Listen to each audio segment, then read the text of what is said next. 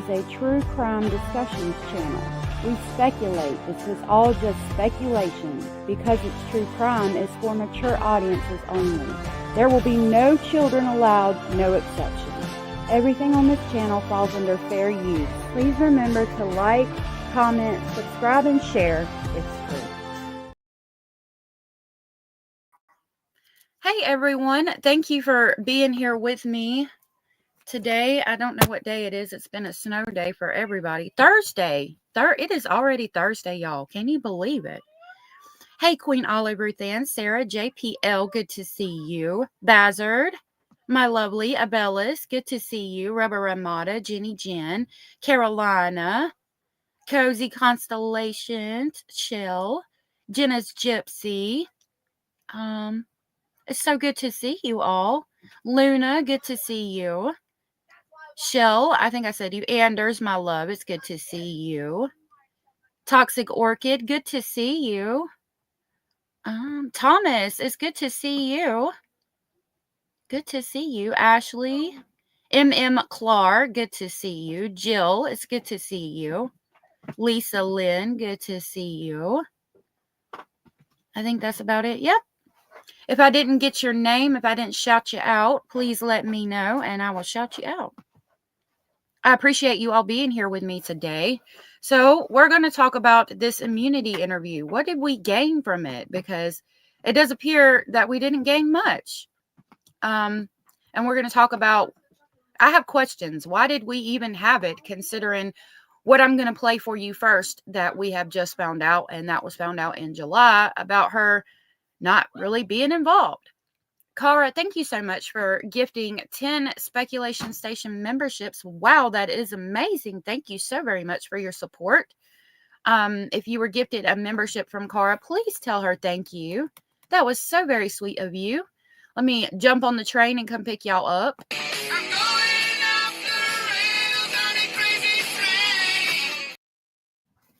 Hio Sandra will not be on the train. She has refused to ride with me until I find that dang brake cable. Anna is paying me to find the brake cable. She said, find the brake cable and slow that mug down. Thank you, Anna, for your support. That was so sweet of you. And Edith gifted a membership. If you were gifted a membership from Edith, please tell her thank you. Let me jump on again and go pick up our new member.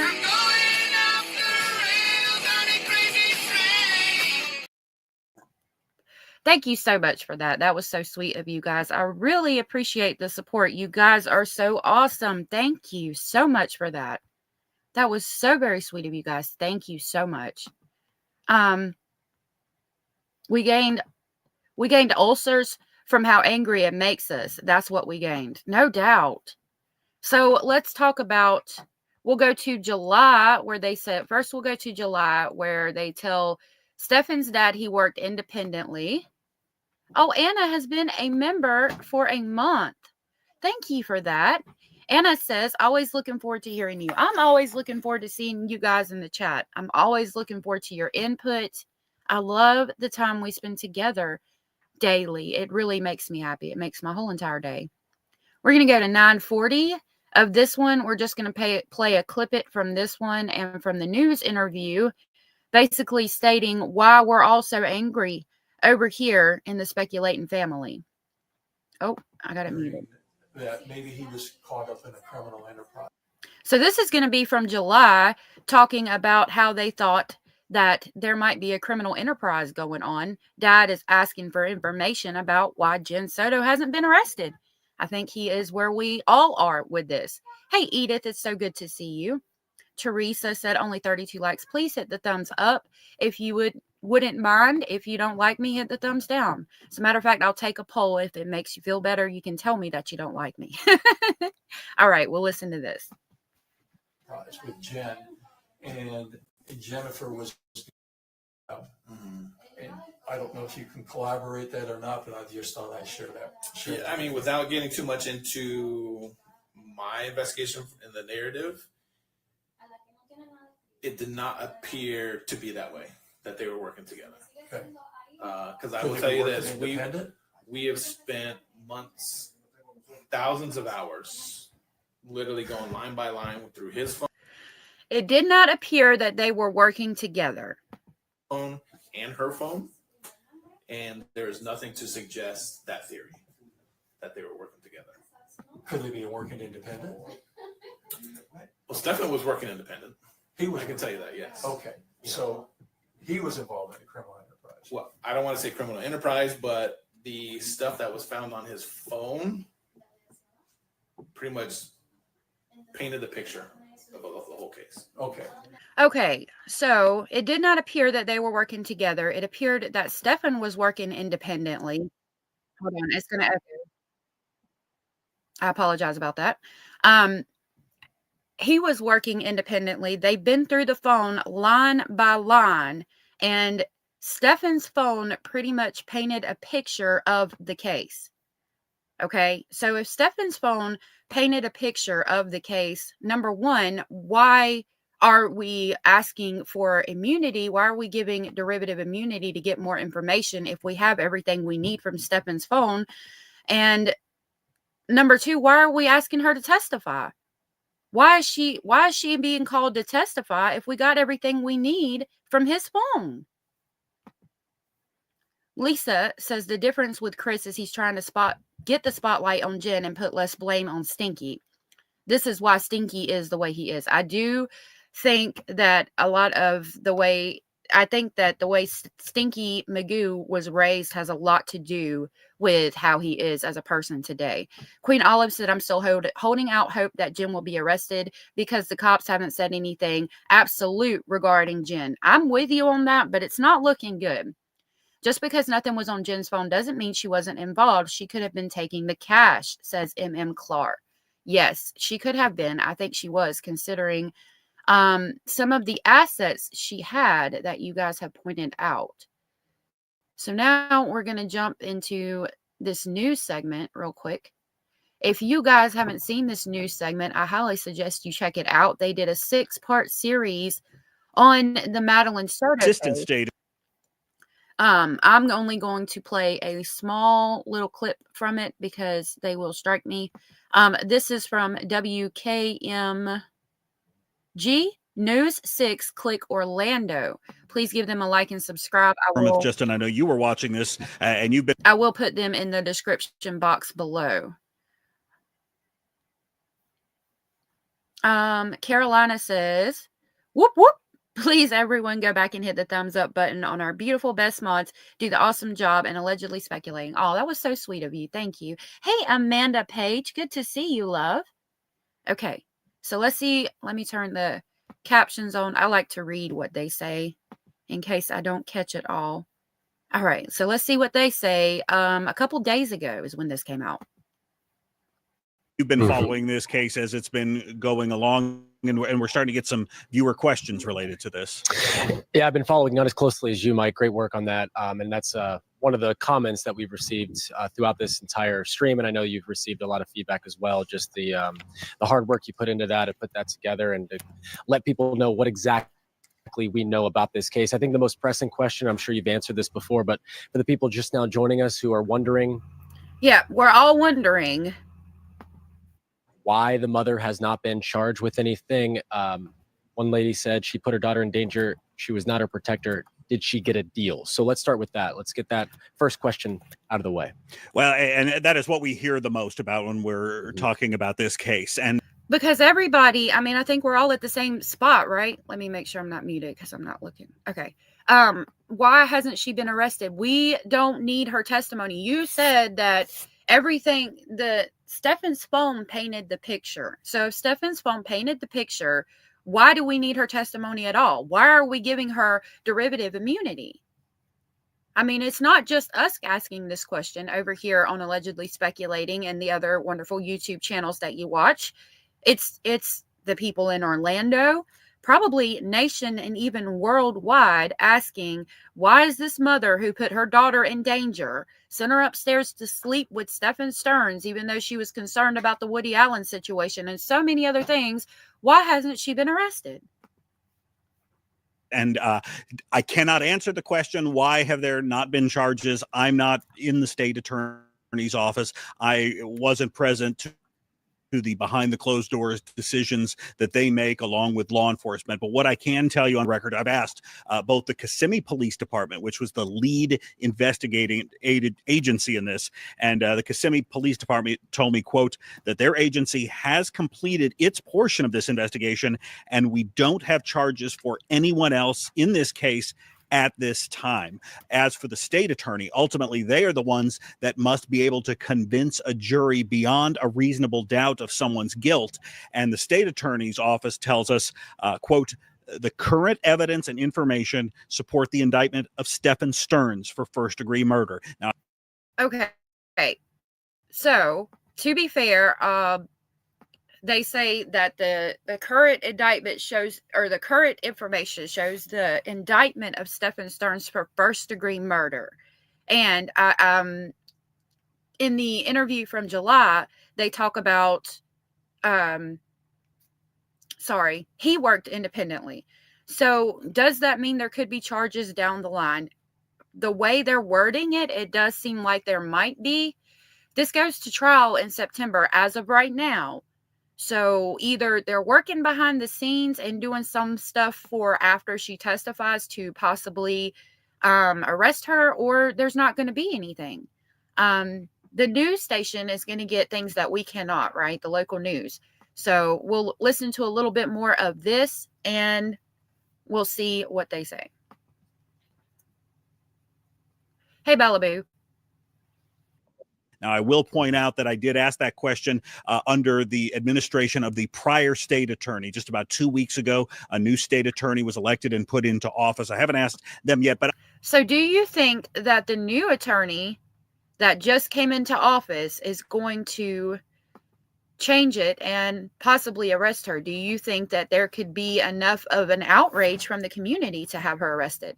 Bazard said, what if DA has evidence that Potato might have knowledge of more CP related material and need her for going after the other people involved in a CP ring? That's a good speculation. I like it. I hope so. I hope so. Cara said they did the same thing with Wendy Adelson, I think. I don't really follow that case, but she got arrested after Charles was convicted. Yes. Good morning, Tony, and it's good to see you. So, period, point blank, it's so good to see you. Thank you for being here, love. Carolina said, I absolutely agree. Arrest Jen Soto now. Jenny Jen said, I guess it was her one and only chance to be honest if she had any enrollment before the trial. Stephen Stearns can disclose everything to his attorney that may hurt her during cross-examination. Right. And if we talk about cross-examination, they're going to tear her up on the stand. I'm hoping that we get cameras in the courtroom so we can see it firsthand. Shite, good to see you, said, I can't see her testifying. They have enough evidence to convict Stephen Stearns already. Right. And that's kind of where I'm at with it. So what's the deal with this immunity audio? Now, the immunity audio was from April 10th, I do believe. I know it was in April. So it was before what we just heard about. That's something that she's allowed to do. Hold on.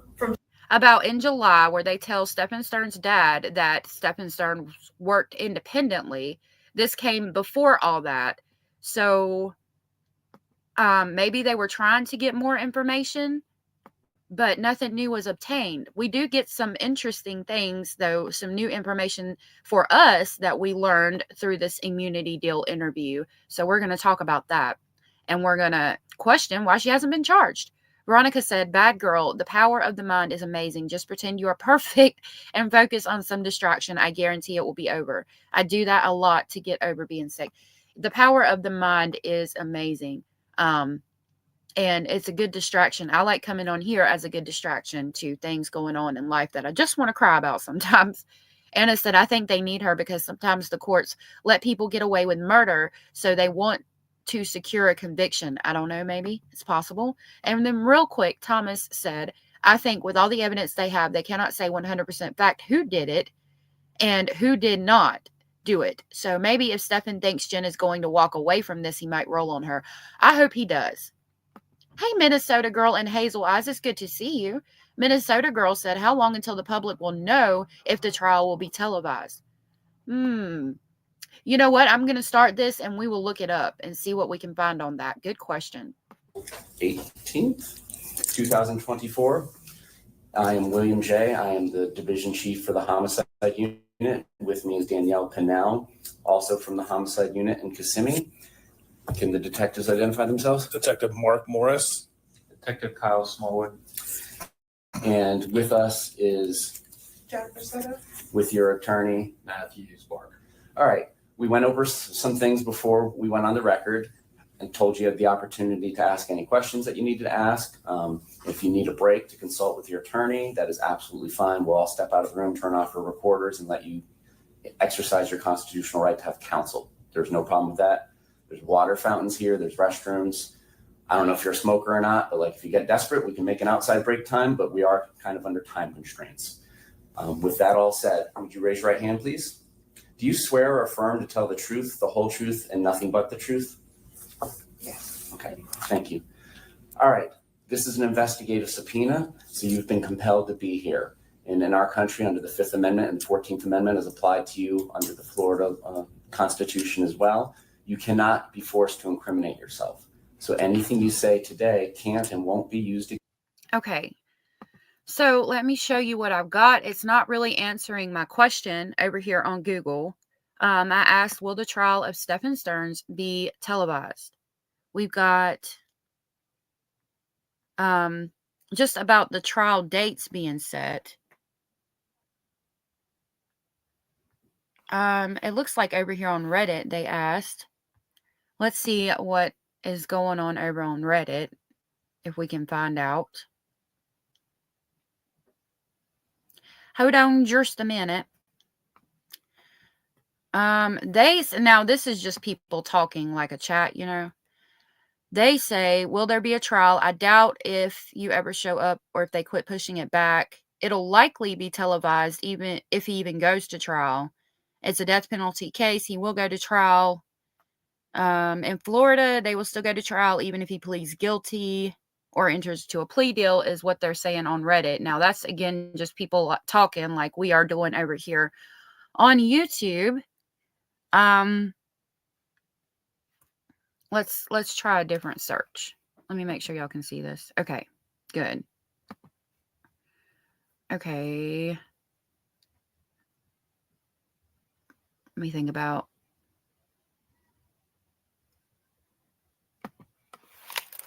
how will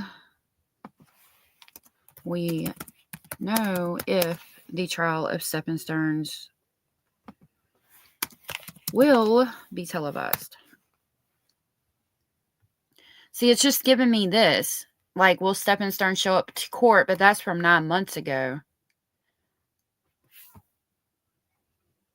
I think this is just going to tell us about the trial dates have been set, but not necessarily if it's going to be televised.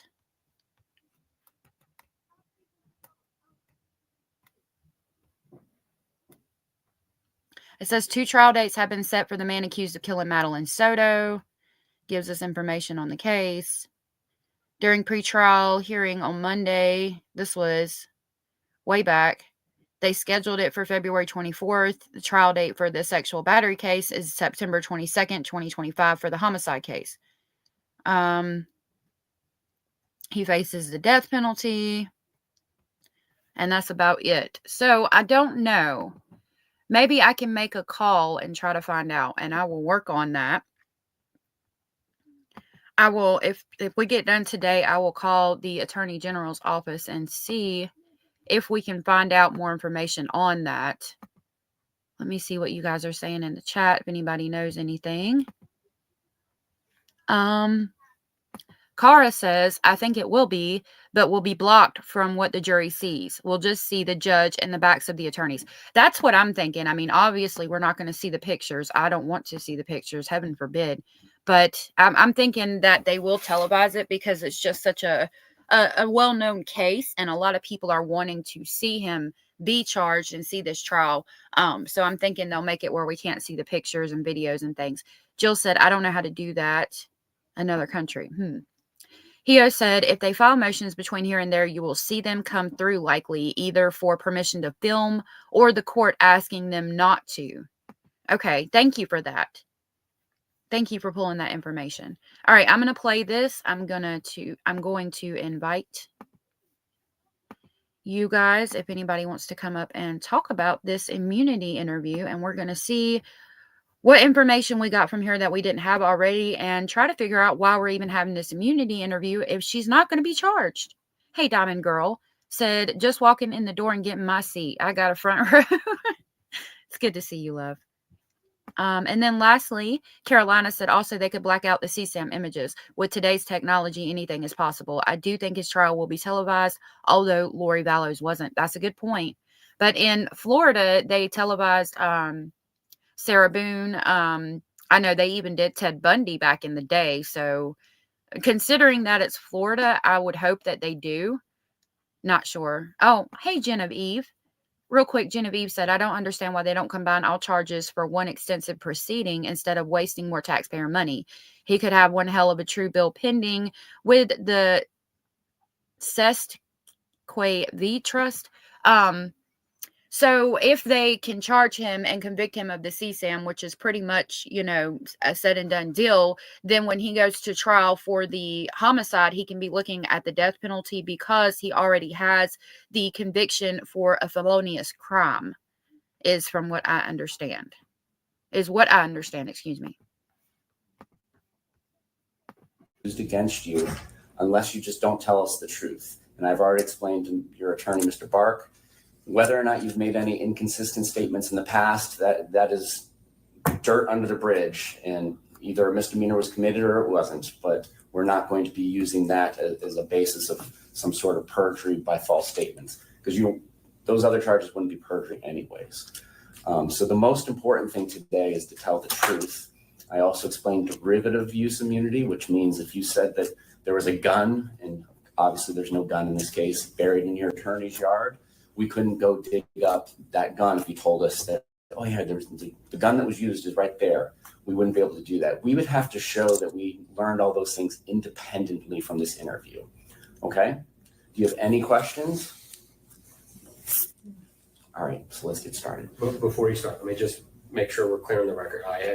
Off the record, we had discussed our position on the concerns we have. Ms. Soto was interrogated by law enforcement previously. She was under a tremendous amount of duress and stress, being that her child was missing and then she was found deceased. There's been media hysteria about this. There's been people asking for her to be prosecuted, tarred, feathered, executed. And so with that said, we have the concern that you brought up about if there's something said inconsistent. So it sounds like they understand us. We're wanting her to be prosecuted, basically tarred and feathered. So they're talking to her, trying to get more information out of her. And I wonder if that scared her into not admitting to anything. Hey, Cozy Constellations, good to see you. Hey, girl. Hey, everybody. You Glad know to what I have you. was... Oh, Go thanks ahead. for letting this come. You know what I was thinking? I always say this, right? I'm not a lawyer. I'm not an expert. I don't know nothing. But here's the Right. thing. Like, all I know about law is what I see on TV. Right. So why would they offer her immunity in the first place? Like, why would law enforcement offer anybody immunity? Don't they offer immunity to someone that is compromised in some way? Right? Yeah, somebody that's involved in the crime. Like if your neighbor, red room someone in your yard and you saw it and you know what I mean? I don't know. And then you go to the cops and then you say what you saw, but they're not going to give you immunity if you had nothing to do with it. You know what I mean? That's a weird example. I'm just trying to think of immunity Right. would only technically, I guess, be given to someone that would be involved. Because look, you're involved, but you tell us what you know, and we won't be hard on you. Right.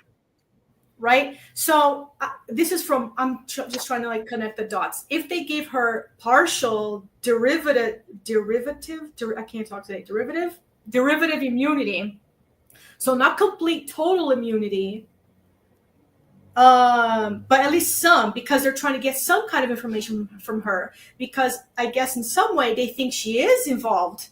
I mean, it happened in her house, and she's like, yeah, sure, take her upstairs, take her to bed. Just, she was obviously allowing all this crap to go on. Right. Yeah, Carolina, exactly. Derivative is just like partial, and the cop right there, he says, if you don't lie, if you tell us the truth, but we know that all she did was lie. So my question is, one, wouldn't that just make her immunity moot? Like, well, if you tell us the truth, you have immunity. If you lie, you don't have immunity. You know what I mean? So it would it's make weird, it, right? yeah, it would make it, she could be held accountable if she lies, and they talk about that in this interview. So if they can prove that she lies, yes, she could be held accountable, and basically immunity goes out the window. Yeah, because like Casey Anthony, she only went to prison for lying to law enforcement. I don't know much about. Yeah.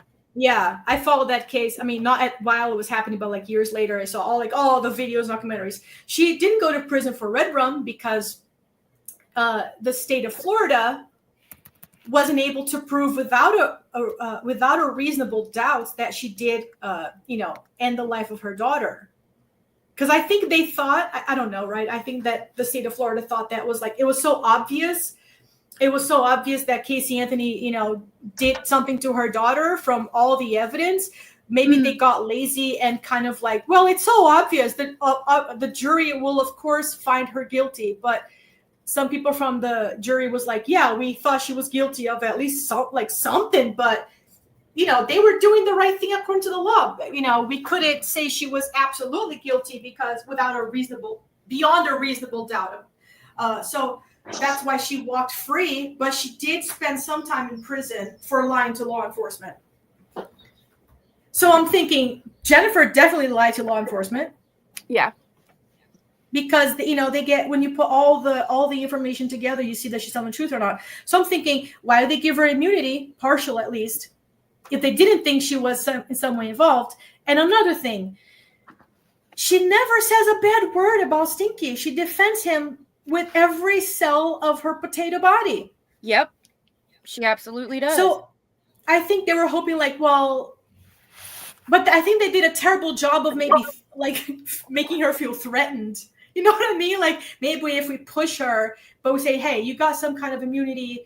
If you tell us what he did, or what happened, like, you won't be in trouble.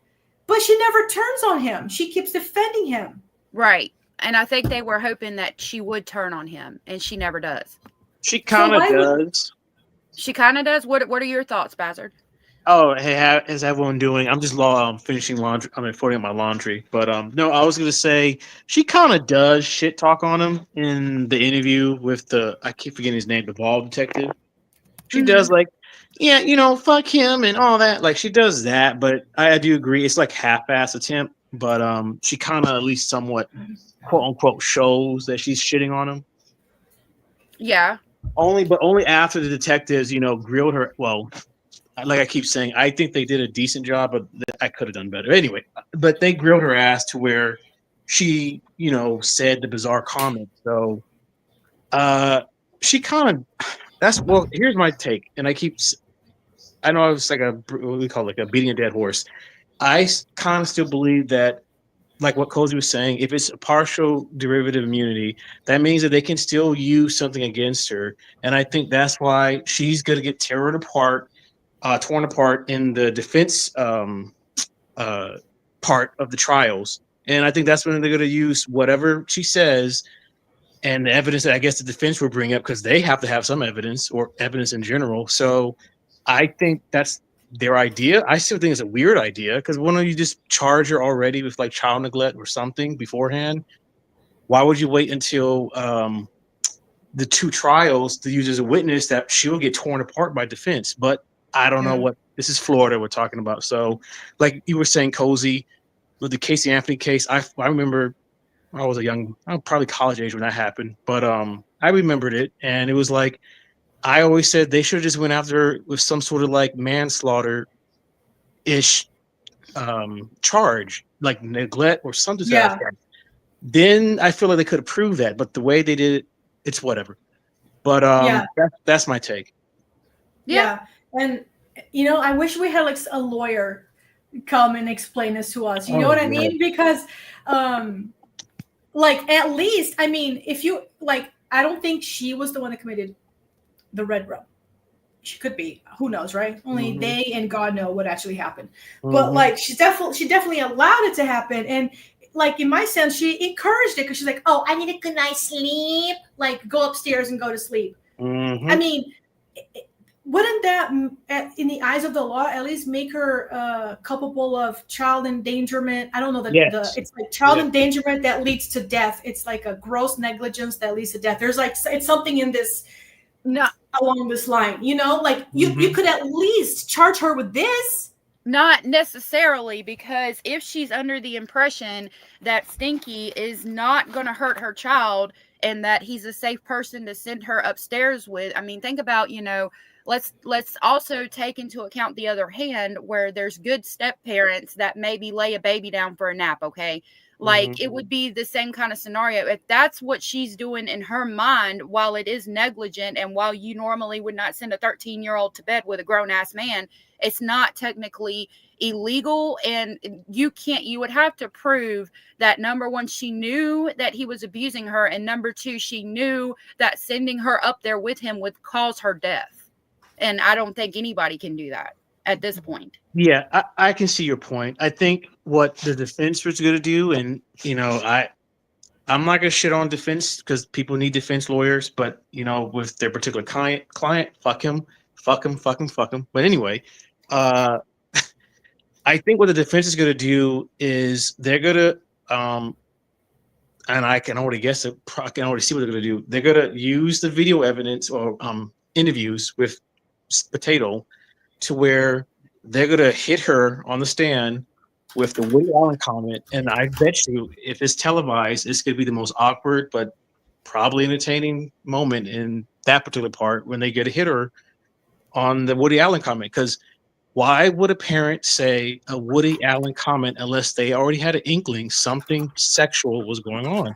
If I knew what was going on for and I don't want to bring my sister all the time, but if I knew what was going on for my sister, then that could be a good example of like a so-called Woody Allen comment.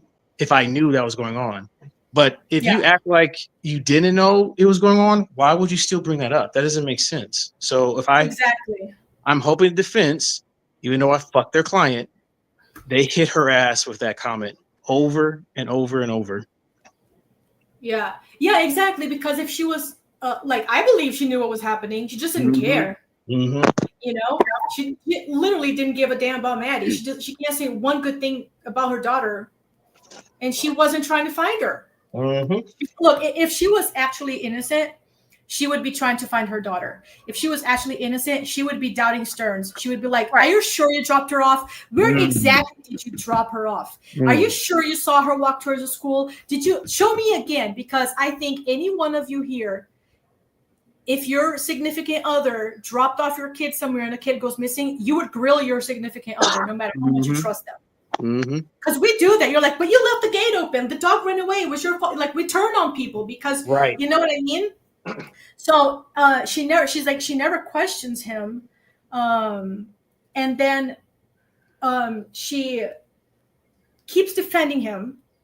And like what I was going to mention, that video, the body cam, that last one that you got, when the cop gets to the door, it's the roommate that opens the door. I think even before he rings the bell or something. If you are actually worried about your daughter, wouldn't you have, if you hear someone, like, how did the roommate know someone was coming up to the door? Why wasn't it the mother running up to the door and being like, did you find her? Do you have Maddie? Do you know anything? Did you find her? No, she just shuffles on like, oh yeah, I'm here. Jill asked a good point, or Julie, I'm sorry. Julie, thank you for being here, said, for everyone that indicates she should be arrested, what are the charges based on the law, which is the most important part of that? that you would like to see. So basically, what can we say based on the law that her charges should be? If we can't prove that she knew about the CSAM, if we can't prove that she knew about the murder, what could we charge her with? I would say neglect. That would be probably only the realistic thing I think they could get. Like, if any legal thing happens to her. Okay. Yeah. I would say it's the living situation. I mean, yeah, I wouldn't call it a hoarding, but that place kind of did look like a hoarding situation. I'm trying to think of anything else. I mean, unless the only other thing would be the abuse, and if she didn't know, but neglect, I guess that would be the closest thing I could think of that she can get. Yeah. Spell neglect Because wrong. like if she is using her medications as an excuse, and a lot of people can't take some care of someone because of their health issues, and medications will mess you up big time, then wouldn't you say like, okay, if you were so messed up because of your mental issues and your medications, why didn't you give Madeline to her father or to your mother or to someone else to take care of her? Yeah. You know what I mean? Wouldn't that make her guilty of at least neglect or something? So the definition, in order to be charged in Florida with neglect, it says, except as otherwise provided in this section, neglect of a child may be based on repeated conduct or on a single incident or omission that results in or could reasonably be expected to result in serious physical or mental injury or substantial risk of death to a child. So then we've got to say, okay, she sent her child upstairs to sleep with Stefan. It did result in the death of that child, and she was being abused. The issue is we can't prove that Jen Soto knew that. So if we can't prove by law that she knew that, then I don't know that she can be charged. Oh, hey, Hio. Hold on just a second. Oh, you're already up. Okay. My love. Hey, yo. Hi, Hey. guys. I like that you say on a single incident, so it doesn't have to be something that like builds up over time. You know, like a single incident. This could be like, okay, you could argue like, well, you could let somebody babysit your kid and you don't know that babysitter will end up hurting your child. That's not your fault. But you know what I mean? Like that Woody Allen comment is that is exactly where I was going with that. That is exactly why I came up. It's okay. It's exactly why I came up, because if you remember right, it wasn't a couple of weeks ago, maybe a month, that we covered a story here with allegedly of a babysitter that left a child in a hot car. Now, is that mother negligent for sending the child to the babysitter? Good point. Good point. Now, I'm not saying it's right. Now, morally speaking, it is not right for you to send your 13-year-old daughter to sleep with not your boyfriend, your ex-boyfriend. Yeah. It's not morally right, but is it unlawful? Legally. Exactly, because the law doesn't cover everything that's morally wrong. True. And like, if you leave your kid with a babysitter and you think the person is a good person and they leave your kid in the car, but if you leave your kid with somebody that's like a meth head, crackhead, that's always so cracked out they can't even wipe their own butt, you know what I mean? But Jen Soto is not. But then the question was asked for everybody that thinks that Jen Soto needs to have charges pressed against her. What are the legal charges that you think she should be charged with? So I'm going to give you my list of what I think. I've written this down, and this is what I think. Okay. And I'll give you my reasons to go with it. And you tell me whether you think I'm wrong. And you know me, allegedly, I'm devil's advocate. If she is not charged with anything, she hasn't been charged with anything. She's the biggest dope that I've ever had the pleasure of not meeting. Mm-hmm. I don't like her. I think she is completely culpable of what happened. Morally right and neglect are two very different things, Julie. Absolutely. Mm-hmm. Yeah. So one, accessory to murder. That's what I believe. Before the facts, if she helped. Now, this is just based on just observation. It's not a fact. I don't know if she did or if she didn't do any of these things. I'm just giving myself chances, okay, to think of what she could be charged with. Mm-hmm. Accessory to murder is either before or after the fact. Either she helped plan it or encouraged it. After the fact, she could have helped cover it up, hide the evidence, provide a false alibi, moved her daughter's phone, hid text messages. I don't know. Could it be Conspiracy to commit murder would be the second charge, I'd say. If there's evidence that she worked with Stephen Stearns or anybody else to plan or execute the crime, we don't know about it right now. Could it be on the docket? We don't know. The third thing I'd say, hindering prosecution or tampering with evidence. If she destroyed any evidence, lied to law enforcement, or impeded the investigation in any way, you're toast, girl. You're toast. Yep, and she did. Manslaughter or criminally negligent homicide. If her actions unintentionally led to that little girl's death, depending on the circumstances, she could very well be charged with manslaughter or criminally negligent homicide. She could also be charged with obstruction for, I got a list. Obstruction of justice, aiding and abetting, murder charges. You got to consider the evidence, her intent, and the jurisdiction, because different states have different definitions of these crimes. So that's just like I said, even the hindering the prosecution. If she destroyed any evidence or lied to them, that's where she's toast, honestly. But if her actions unintentionally led to someone's death, she could be criminally negligent homicide. It just depends on what they have on her. If she interfered, provided false information, she's failing to comply in any way, if she knowingly assisted him in committing any of these crimes, even though she wasn't directly involved. And then, last but not least, if they charged her with murder charges, that means the evidence shows that she actively participated somehow. She could face, first or second degree murder charges depending on the jurisdiction and her intent. But we just don't know any of this yet. I agree with you with Let me go back and read your comments. I know you were talking to me, but I didn't see. I was just saying, I agree with you with number 2 and number 3. I would see those are like the 2 routes they can go after her. Yeah, Diana said, but isn't that the same? Like, I will not let my 1-year-old baby alone in the bath because chances are high that the baby will drown. So sending her to bed with an ex-boyfriend. Right. But if you thought that that person was not going to hurt your child, and basically, it doesn't even matter what she thought. If we can't prove in a court of law that she knew that he was going to hurt her child, then it's not a charge. You know what I mean? I get where she's coming from. And I get what you're saying. I'm like I said, I'm not legal counsel or anything else. These are just thoughts that I've wrote down since I started learning the trial from you guys.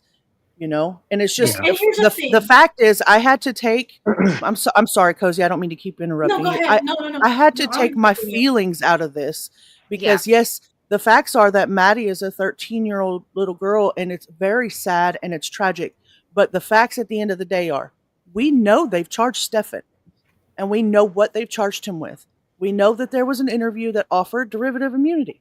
Why? We don't know. That's what we're going through. Why haven't they charged her? They obviously don't have anything that we can see on the onset of this that they can charge her with. So there's something, if it's coming on the back end after the CSAM or even after the second trial, if we ever get there, because they're going to bury him with the CSAM. Yeah.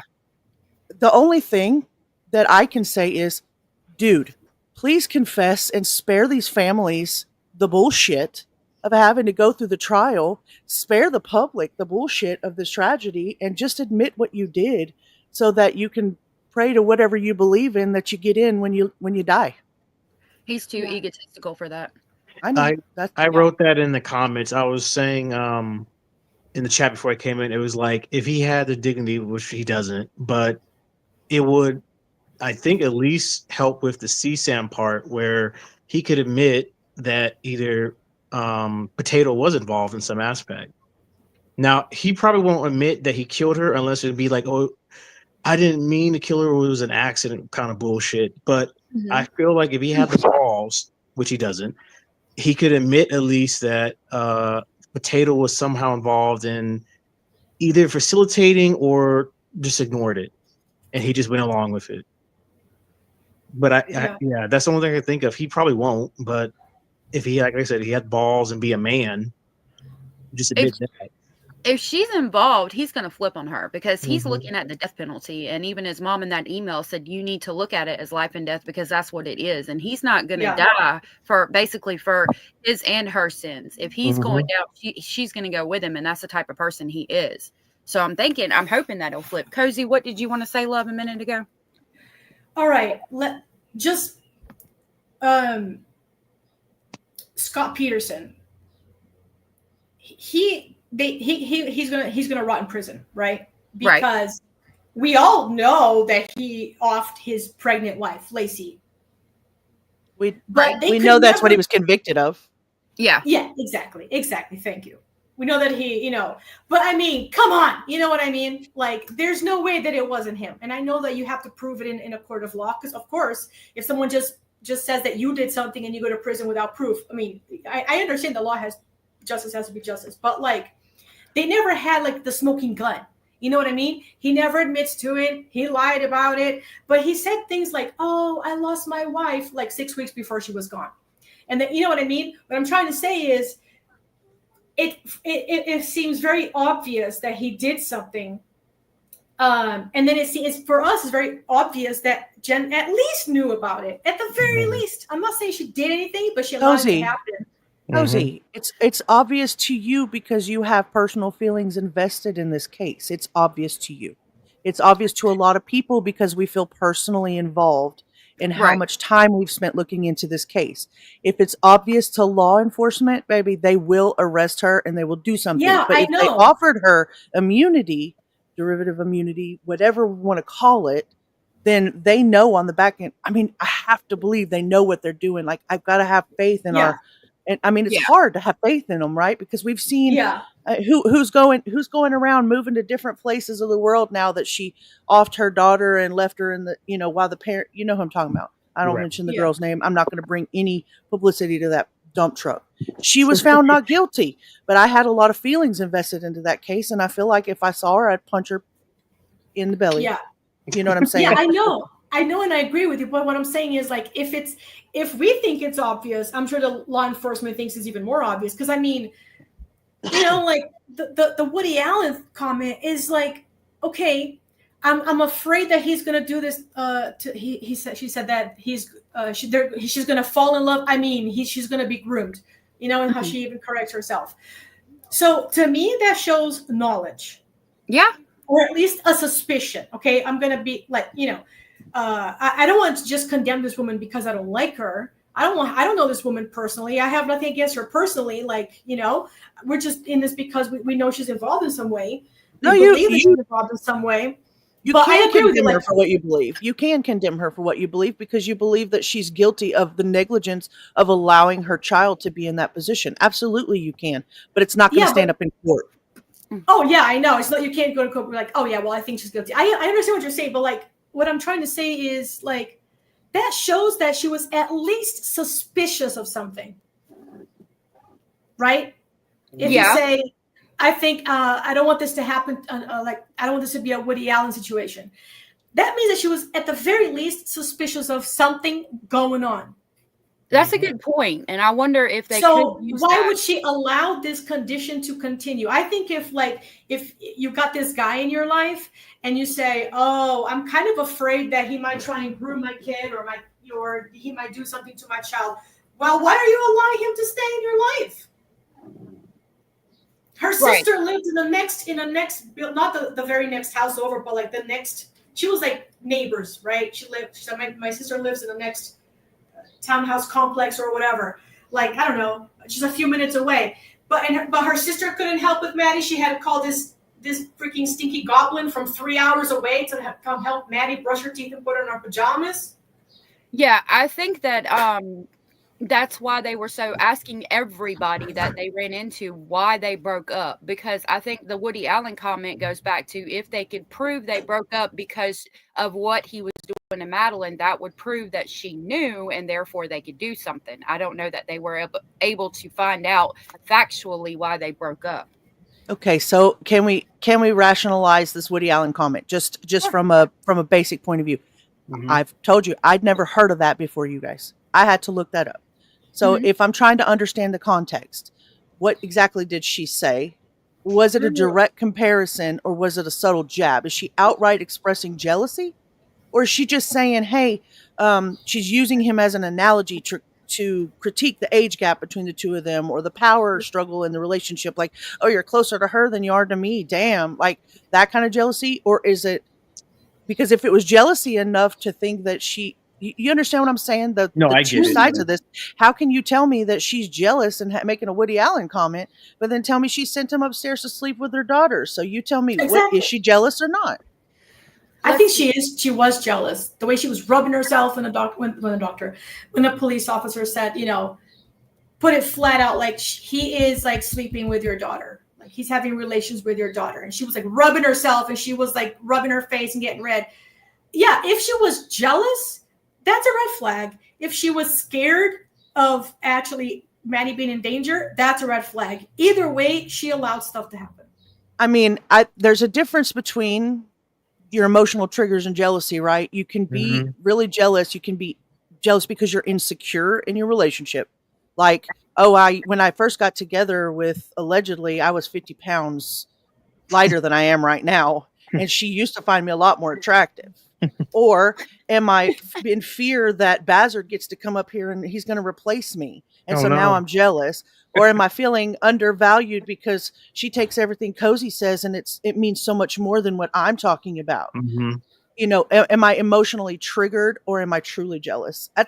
I guess that's what I'm trying to break down, the mental part of that. You got a good point. I would say my take. I think it's a mix. I would say she probably knew in some aspects something was going on. She probably was jealous, but then also, this is my personal opinion. She's batshit and crazy, in my opinion, and I think it was just a mixture of a deadly cocktail of someone who's, and like I said, my opinion, batshit crazy, also jealous, also, but probably had an inkling what was going on and just didn't care. So it was like a weird. Like I said, my opinion. I think it was like a weird cocktail mixture of just a bizarre, unfortunate living situation for that young girl, and she was living with a monster, which is Stinky, and then she was living with another monster who just seemed like, eh. Did you know? Oh gosh, sorry, Lo. You're fine. It's all good. So that's my take. I like I said, I think Maddie was unfortunately living with a monster who was preying on her, and then the other monster was her mother who just was like, eh, who cares? She's allowing it to happen. Because I've got the. Sorry, Lo. Where else do you see jealousy, No. though? Where else do we see it? Because you know how she said, you can't do that to me in the Woody Allen comment? She said, I was afraid of a Woody Allen situation that. Right. I get that comment. And then Where she else said, do we see grooms a child, and you can't do that to me. So that sounds like jealousy. You can't do that to you. You can't do that to your daughter, you mean? I respect that. Right. Where else do we see it?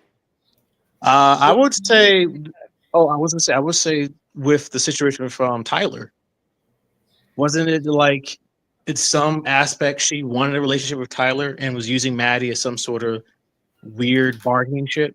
Okay, so you get where I'm coming from? You're Mhm. telling me she has two different relationships while she's had her daughter. So is she jealous or is she insecure and has some sort of moral and ethical issue, rather than pure envy? You understand what I'm saying? Yeah. Mm-hmm.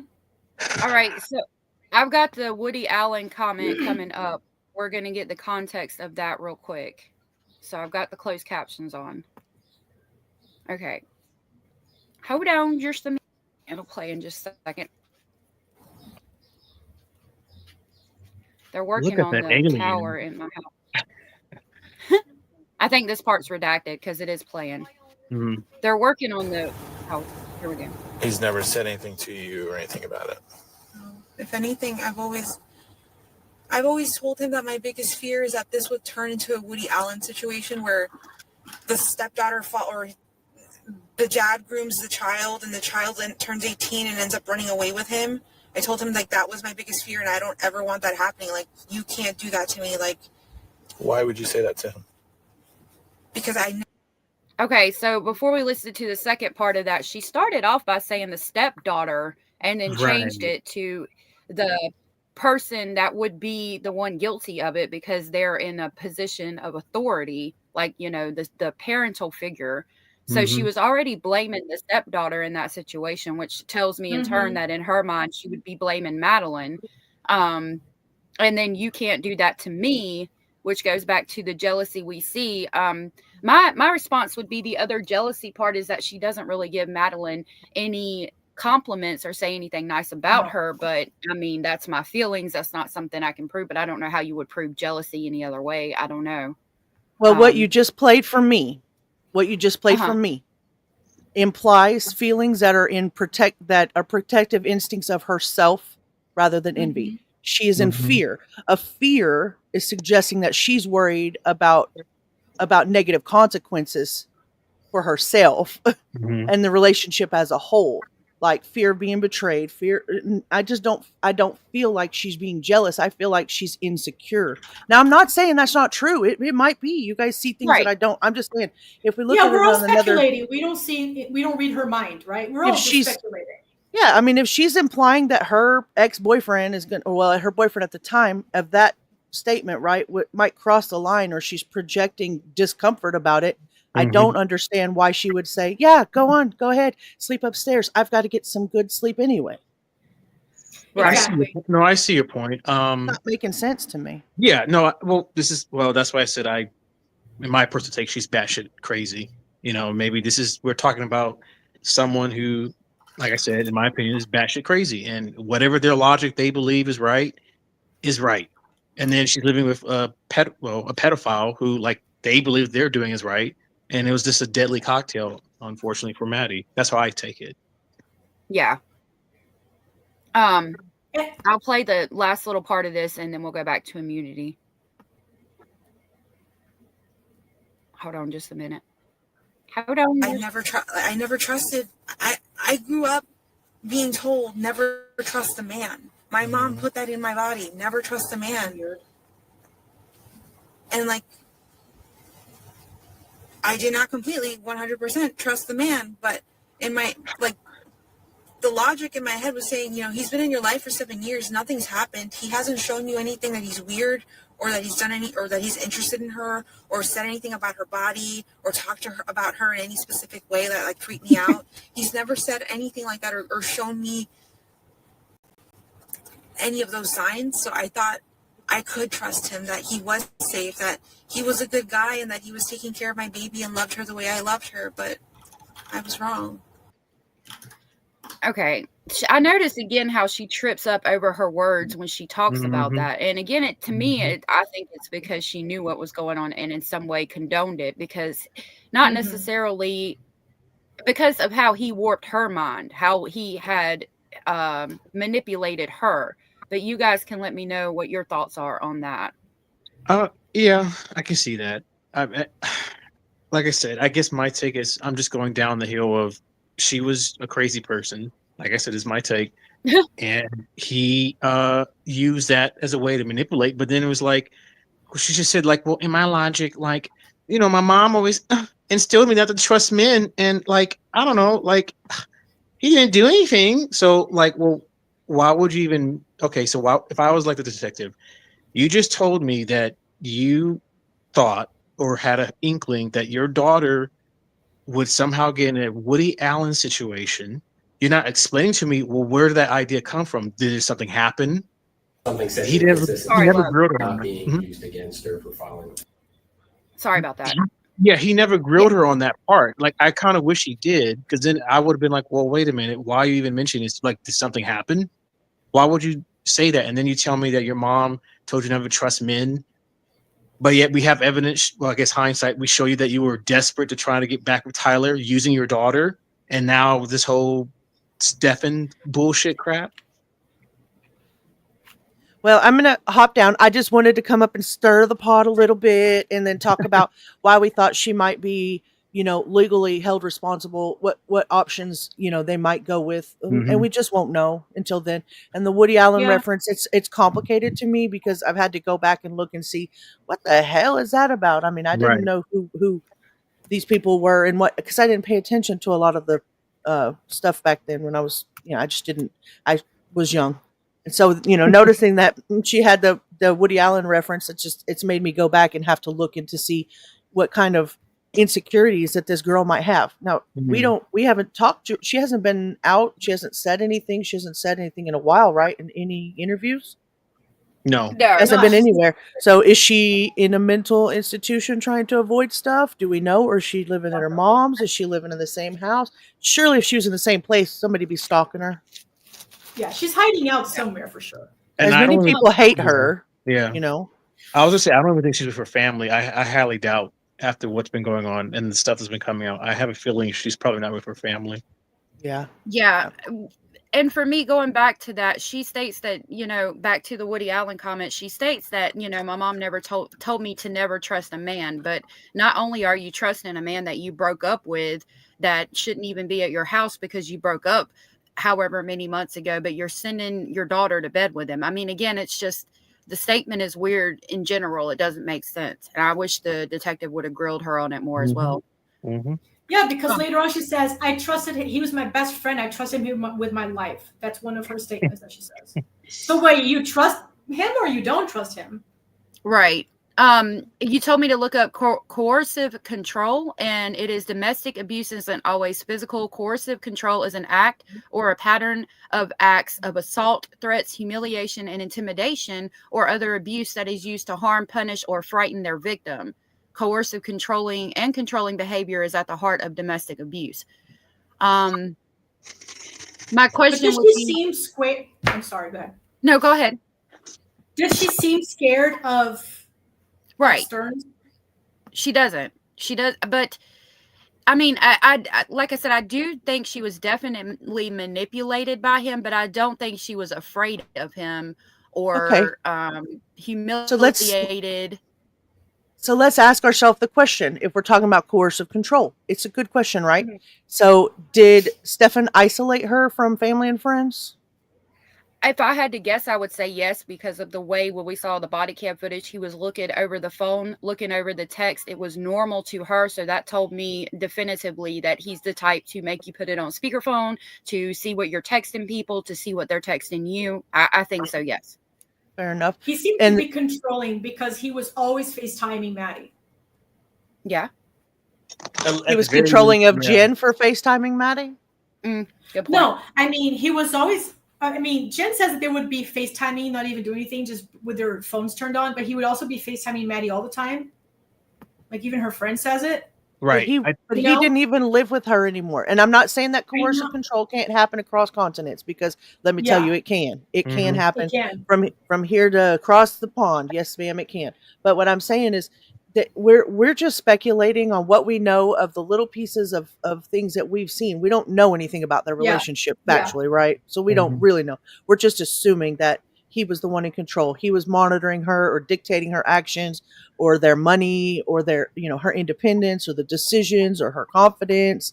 We're just making all of those assumptions based on the fact that did he look like that type of man in the interviews to you? Well, appearances are deceiving, right? Someone can be super nice to the outside, but at home they're like a monster. A lot of people are saying Jen is the one that is in control, is the coercive control one. Well, yeah. Well, I will say that possible. because of the Tyler situation, she was trying to bargain the relationship with Maddie. She was using Maddie as a bargaining chip. Unfortunately, that happens in a lot of relationships. And Tyler at the time seemed like he was not, well, yeah, at that time was not interested. So it was like, to me, that does sound like, and shows she has that ability to try to manipulate people, or she has successfully done it seems, for several years at the very least. But I was going to say, I think the coercive stuff was probably more geared towards Maddie. I think he was, it to me, was more, of course, abusive towards Maddie than Jen. And then again, I go back to the interview that we watched with allegedly of the girl who was abusing this baby that she was babysitting, and all the way up to the end of the interview, we found out that she was actually doing it to her own children as well. Like, you would have not even guessed it through the whole interview till the end, right? Allegedly. And it was like, that was crazy. oh my gosh. Yeah, it was crazy. It just came out of the middle of nowhere. So as long as we're not getting caught up in the weeds of the fact that things might not be what we think they are, then yeah, speculate away. Because Oh, you said if it was Stearns that was isolating her. I believe Plunder Stearns has a blurred video. a lot of moral boundaries. I believe Yeah, Stearns yeah. very But easily I don't blurred think a lot of moral boundaries. Yeah, but I don't think he was isolating her because like Plunder has a video in which she reads entries from Jen's life journal. Hello, who's from life journal? That was 20 years ago when she was like in her like 20s or whatever, that she moved to New York. I think she was trying to get into the army or the police or whatever. And then it's really interesting because that was 20 years ago, or that was way before she met Stearns. And in those life journal entries, you can see that she did not have a good relationship with her mom. What is that? Oh, Okay. I oh, mean, yeah. a lot of us don't have a good relationship with our parents. What's No, the, I mean, because it wasn't like she's isolated from her family because of Stearns. You know what I mean?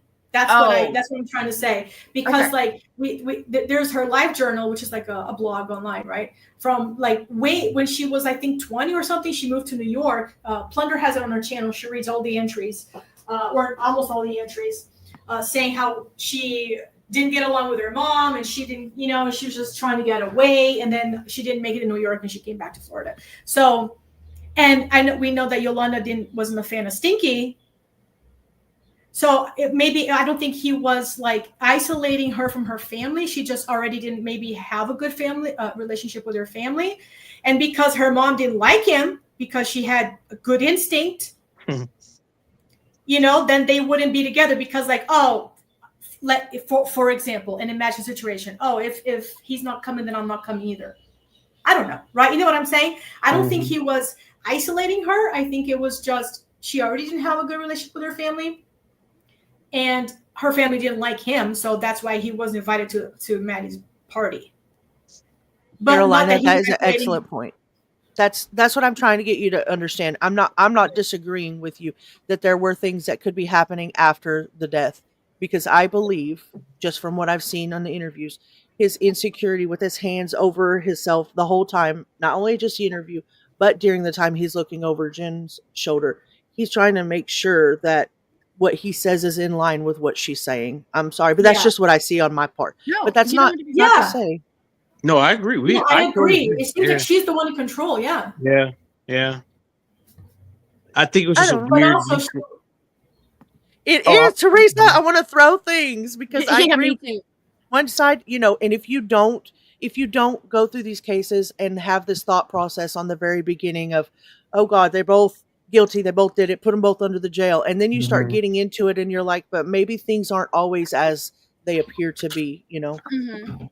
And so sometimes you change what, and then you feel guilty because you've changed your mind because you're like, oh, I disparaged the mom or disparaged the dad, but now I don't feel like that. But dang it! But now it's out there in the ether, and everybody knows I said it. And so you're allowed to change your mind during these cases. So do Oh, not yeah. feel bad yeah, about that. yeah, because when we get more, I mean, that's science. Science is always updating because we get new information, and now we have to, you know, make sense of putting everything together and adapt it to the new information that we discover. So we're all here just speculating. None of us are experts. None of them know these people personally. We're all just saying from all of the information that we know that law enforcement put out, we're trying to connect the dots because we're trying to make sense of it. Mhm. Right? This isn't like a kangaroo court. We're not going to hunt her down, you know, with clubs and pitchforks. That's not what we're doing. We're just trying to understand because you know what? We have to also understand like the justice system, and we do want the justice system to be just. Because what if someone accuses me of something, accuses any one of us of something? Teresa, I'll make Okay. you a deal. If you accidentally break your TV because of of everything happening in this case, I will pull the money together to help you. It is. This is why we're here. We're all pulling our hairs out. We're all infuriated because like we're like, dude, this woman is guilty of at least something. Right. Well, Yeah. that's why I like to bring up. I know this is a separate case, but the whole Delphi thing, how I think a lot of us are agreeable to agree that there's a lot more to that case than what we're being told by the state. And Yeah. now some new stuff just came out, and I can't really talk about that. But then in this case, it's funny to me, and I can say, like, you know, we all have our different takes of what might have happened, but we can all clearly see with the circumstantial evidence, I'm doing air quotes, related to Jen or Potato, Mhm. it's almost 100% people like okay, you fucked up in some way, and you definitely look guilty Mhm. compared to the Delphi case. So I like that aspect in this community where, yes, we can argue and have disagreements, but I think it's interesting that we can see cases where for the Delphi, there's a lot more in that story than we're being told. And then in this case, it's dead to rights that some bizarre situation was going on between Potato, Stinky, and unfortunately Maddie. So that's like no argument there. That's just what happened. That's the issue that we just kind of, disagree or argue about. But I like that And aspect. we have to have different points of view. Because different points of view is we're looking at it from all the different facets. Mhm. You know, the truth is like truth is black or white. I hate the expression this is my truth. No, that's your point of view.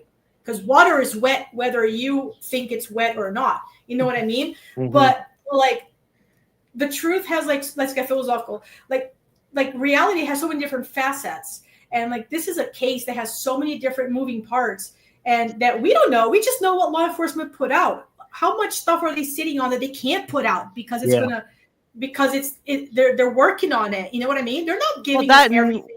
And we would pick it apart. We would absolutely pick it apart. The news would pick it apart, and it could actually physically cause harm to the families and the other victims in this case, in which I would say victims as in Maddie's family, because they don't deserve that. And we have FOIA'd everything in this case, and there are names of friends, of teachers, of family members that don't deserve to be on the internet every single day. But because this case is so much of a high profile at this point, they're going to be doxed out on a regular basis because we want to get to the bottom of it. We crave that, the need to know. We want to know. And because we can't literally take our pitchforks and go to the jail and poke them, we have to pitchfork on YouTube. Yeah, and this is all we're gonna get because, like, I was trying to get more information, and Orange County, like, basically cussed me out yesterday and was like, "I've told you, I've sent everything to you. Stop." I was like, "Okay, I'm sorry." So yeah, this is all we're gonna get. I'm sorry, I didn't mean to derail. Jay. No, I derailed because y'all. I mean, I got that really good question. None of us derailed. We're just I couldn't not jump up and ask a question because I was like, oh my God, that's literally right here on my notes. I want to talk about this. And you guys are amazing. So I'm going to jump down unless there's something super, super cool that I want to share with you guys. Thank you, chat, for letting me have my way. And nice to see you, Cozy and Bazard. And I love you, allegedly. Talk to you soon. Yeah. We love you. Yeah, I'm going to bounce too. I just want to say, we're here because we all have empathy and love. And this little girl who deserves so much better deserves so much better. And we're all angry because Maddie got whatever this dysfunctional dynamic duo. They could have been just dysfunctional by themselves and just destroy themselves. But sadly, they destroyed Maddie's life and God knows how many other kids because, of the CSAM and whatever. So that's why we're here. Not to spread hate, but we're hating on people that do bad stuff. We're not here just to be haters because this woman right here, this isn't because of the way she looks. This isn't because of her mental problems. This isn't because of anything. We're just hating on what she did that allowed her daughter to not be alive today. And we're just we know she's guilty of something. And we're praying and hoping for justice. And with that, I will say my goodbye. And I will be lurking in the chat. Love you all. Bye. Take care, folks. Thank you for coming up, and thank you for sharing you guys' opinions and stuff. I appreciate it. Yeah, I mean, this case is it's such an emotional case. It's because a lot of us have personal takes to it, and it's like we only hope that the next child, unfortunately, of course, there are other children out there, but hopefully they can be saved before some bullshit from either a relative or their abuser commits. And I don't want another child to get their life taken over some asshole, either if it's the abuser or the family member that could be involved in the situation. I want the next child, next Maddie or Naziah, and I hope one day we can talk about that case. tried to pull information on it now. I tried several months ago, and they told me I couldn't get anything because it was going to trial. So I'm hoping I'll get something now. But That yeah, that case yeah. It's well, I would say they're strangely similar. It's scary how Yeah. similar those cases are. But you know, yeah, I want any child that's being abused to get saved and try to have a normal life as possible, you know. So, and we all Yeah. here for that. And I thank you, Alleged, for just having your channel set up to where you, like your post in the beginning, the missing children or young people, and yeah, you're doing a good job. You're doing God's work. Oh, well, thank you. Thank you. I appreciate it. I just try to get information and set it out here for you guys. I don't know that it's God's work, but that's a very sweet thing to say. I hope that, I hope that providing a place where we can talk, regardless of how you see the case, and we can all talk openly. That's, I like being able to talk about this stuff with you guys. Mhm. Thank you for that. That was such a Yeah. compliment. I really No, appreciate it. it's coming from the heart, and I'm not gonna say it's because I'm a guy. I don't show my emotion, but it's good to have it to where you can show it to people that you can genuinely feel that they're doing good out here in this world. Yeah. That was so sweet. You're Okay. welcome. I'll play this and we'll see what we gained from this. If we gained anything, I don't think we did. We'll see what happened in April. Talk about it. This is where they talk about the medication that was given to her, and I do believe it's THC. But we'll go over it and see what all you guys think. False police report. All right.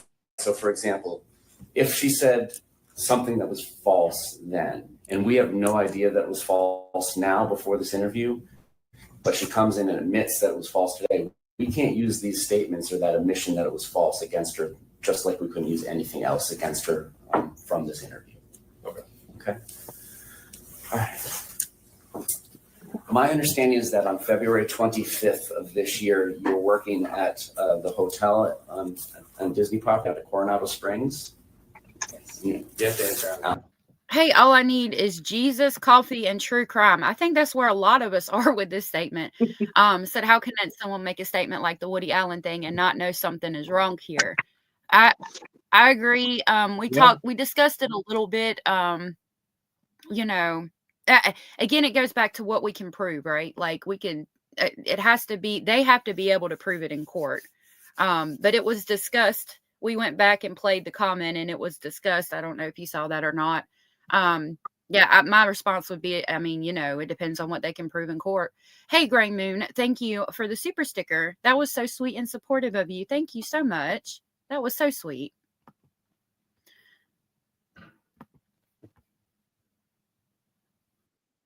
Out loud and loud enough to get caught on the record. I know you're upset. I know. Yes. All right. And did you get off at 10 p.m.? Yes. All right. Did you go directly home? Yes. About how long does it take you to get home? About 25 to 30 minutes. And when you get home, who is downstairs, if anybody? You have a two-story, is it a townhome? Is that the best word for it? Yeah, it's a townhome. If anybody is downstairs, who is downstairs? I saw my daughter Madeline and Stefan. Do you recall what Madeline was wearing?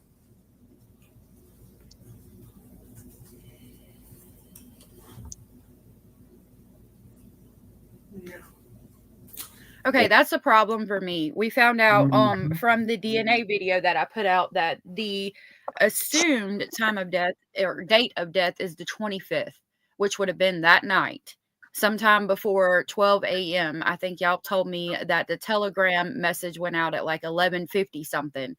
Okay, if you actually saw her that night, why can't you tell me what she was wearing? I'll never understand that. Why do we not remember what she was wearing? That would tell me you didn't see her that night. And then I would go back to DNA results saying that she died on the 25th. It would make me think that she was deceased before you ever came home. And then that's where the whole McDonald's thing came from. Yeah. Well, she did that, twice between the news, well, at least with the news interviews and then the police interview that she, the paperwork Well, she was like, "Oh yeah, I saw her." Well, Yeah, now that you, morning. yeah, now you're lying. Well, now you're saying in this statement that you didn't see her. Right. She didn't see her that morning, but if you saw her that night, why can't you tell me what she was wearing? Mm-hmm. I mean, to be fair, while I was saying that, I just sat here and was thinking about my kids. Now, I couldn't tell you what actually, I could. I could tell you what pajamas they were in because it stood out to me because a lot of them were wearing really bright pink, the girls were. I couldn't tell you what the boy was wearing. Um, if I had to guess, I'd say probably some basketball shorts and a t-shirt. Right. But I mean, then now that I think about it, he was wearing a shirt with like skulls on it and that glow. So if I thought about it for a second, I could, but I don't know. It's weird to me because now, I thought about it for a second. I was like, wait, I don't remember what they were wearing. But now that I've thought about it, I could tell you pretty much what they were wearing or at least the colors. Like it is weird to me because like I said, I just did it and it was a normal day. If it's the last time you ever saw your daughter, to be sure you'd be able to remember that. Right. And you only have one child too in her situation. So it's like I think it'd be kind of easy for Yeah. me at least to remember if my daughter or son, if I have one child, what they were wearing. Yeah. So that is weird to me.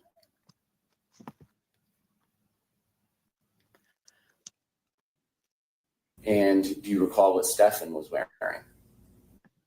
Real quick, Corey said, I'm sorry, everybody that came in that I haven't said hey to you. I want to say hey to you and thank you so much for being here. Corey said Jen had made the statement she hadn't seen Maddie since Wednesday and changed it to Sunday. And I thought about that. I think she went to grandma's Wednesday. So that would be why she was saying Wednesday. I mean, she went to grandma's Wednesday, and then if she didn't see her at all Sunday night, that statement would make sense. And if you're saying she thought about it like she said that because that's the actual last time she saw her, and then changed it quickly to Sunday because Sunday is the script, it makes sense. And it is possible that she might not have seen her since Wednesday because I do know she was at grandma's for quite a while there before. Keo said, sorry, go ahead, love. I would just say, yeah, it just makes her state her inconsistencies in something so simple is like it's just a huge red flag for any investigator. Yeah. Yep. The tabloid is another big red flag, said Carolina. Hio said she was messy clothes all over. She wasn't aware of much. That's fair. That's fair. True. I have two comments real quick I'm going to read. Diamond Girl said, exactly. Jen Soto and Madeline Soto liked our showers. If Steppenstone's got there soon after she got home from the party and started on her routine, she may have been in the shower when he arrived and slipped in. My goodness. Cara said Jen seems to have a codependency with Steppenstone's. That's why she's constantly protecting him. She feels she needs him to survive, which adds to the Woody Allen comment. Also, why she told Chris Stearns to get Steppenstone's a lawyer. I do agree with that. There is a severe codependency on him. I can see that absolutely. Genevieve said, I haven't seen my daughter in a year, and I remember what she was wearing, a hospital gown, mint green underwear, and yellow gripping socks. I'm so sorry, Genevieve. I'm so sorry.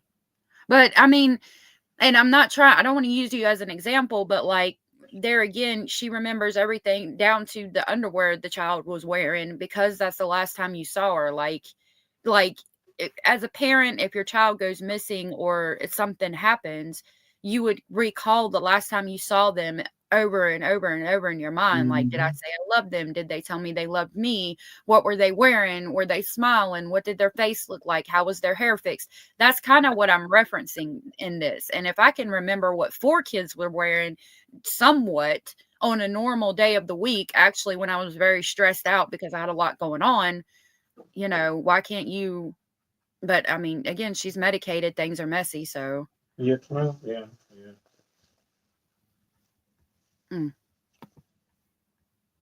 Hey, Michelle.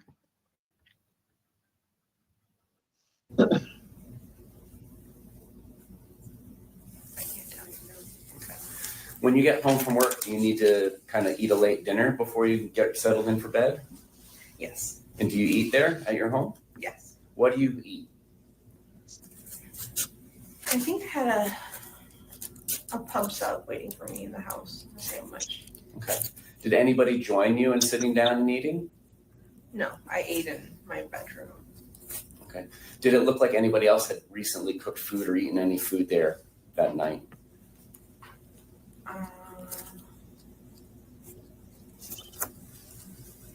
From what I saw, no, I didn't see anyone cooking, or it doesn't look like anyone had been cooking. Okay.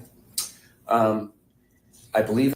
Right, Flora? Like it does get burned into your mind, and I'm sorry about your mom. I'm so sorry. It sucks to lose a parent. My father died, and then like a couple months later, my stepmom died. So I mean, I can remember the last time I saw them. So it does get burned into your head. Oh yeah. I believe in one of your former interviews, you mentioned that Madeline might have gone over with you kind of what she got at the birthday party since you didn't have the chance to go because you were at work. Mm-hmm. When and where does that occur?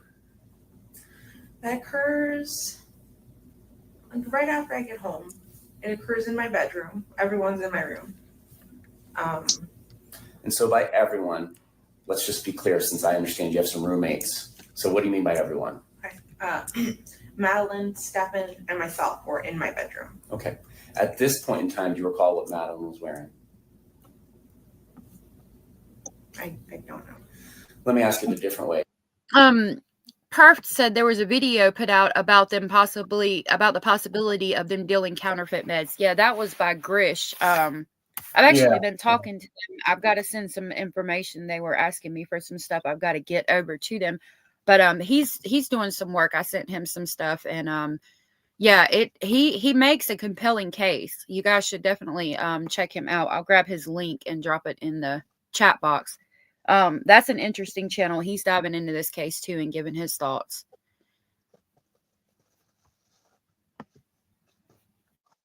Wait, can you tell me whether or not she was wearing a long-sleeved green sweatshirt and jeans? Oh, no. Okay. Would she have kind of been in her bed gear, or do you think she could have still been in the dress that she wore to her birthday celebration? She would have been in pajamas. I can't recall the exact pajamas, but she would have been in pajamas. She had already, by this point in the evening, she had already showered and changed out of that birthday dress. And was it your understanding from your sister that she had gotten dropped off about 8:30, she being Madeline? 8:30, 8:45, something around that time, yeah. And what's your understanding as to when Stefan had gotten there? If you know, if you don't guess, it's fine. Actually, while he's saying that, this is important. So there's things that you might think should be a certain way because that's just the way things go. But don't just guess based on past history that Oh my God, Genevieve. I'm so sorry that she's having to deal with that. If you ever need to talk to me, you can. I will keep you in my thoughts and prayers. I'm so sorry. That's a horrible thing. Oh my goodness. it's the same as what happened on that particular day. If you don't Dan, know, I'm sorry, love. Then yeah, I'm not sure exactly what time he got there. Okay. You were at work, so I just didn't know if like sometimes families check in, hey, I made it by text or by phone call or anything like that. Do you not remember any of that? I don't remember. Okay. How long were the three of you in your bedroom? I'm going to say for about 30 minutes. Okay. And did Madeline tell you about the party? Did she tell you what food they had there at the party?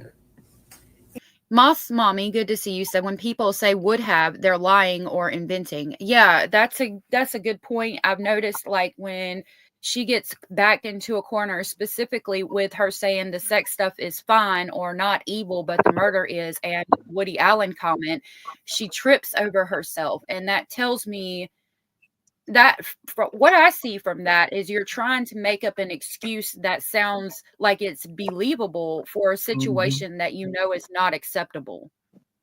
And you can tell because of the way she trips up so much when she says it. Yeah, well, especially the sleeping arrangement like that. She had to work on overtime to come up with an excuse to why it would make sense to have such a Well, when the detective said a weird sleeping arrangement. Yeah.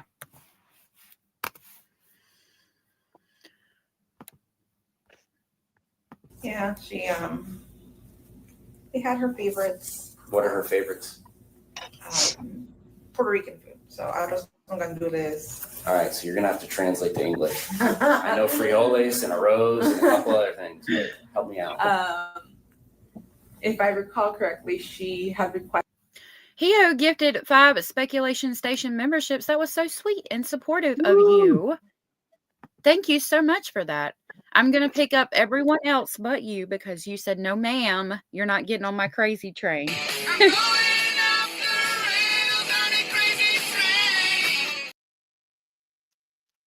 Thank you, Hio. If you guys were gifted a membership from Hio, please tell her thank you. That was so sweet and supportive. Thank you. Cozy said, ugh, her stupid laugh. Oh, we need Inspector BS. Basil is on the bed right now. He's laying in the sunlight because it's cold back here.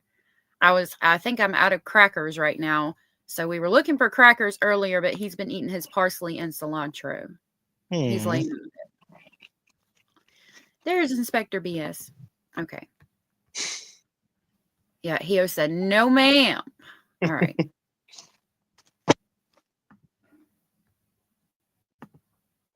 Requested rice. It's a type of rice and beans. Mhm. Rice with pigeon peas. Okay. And pernil, which is I'm not sure how to.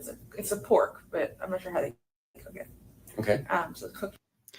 Carolina said, okay, either Jen Soto is involved or her mind is really stuck in the clouds. How can Jen Soto be laughing when Mr. J asked what she ate? I think she was talking about what was served at the party. And to be fair, recalling a memory of a child that made her happy, would bring joy to your heart.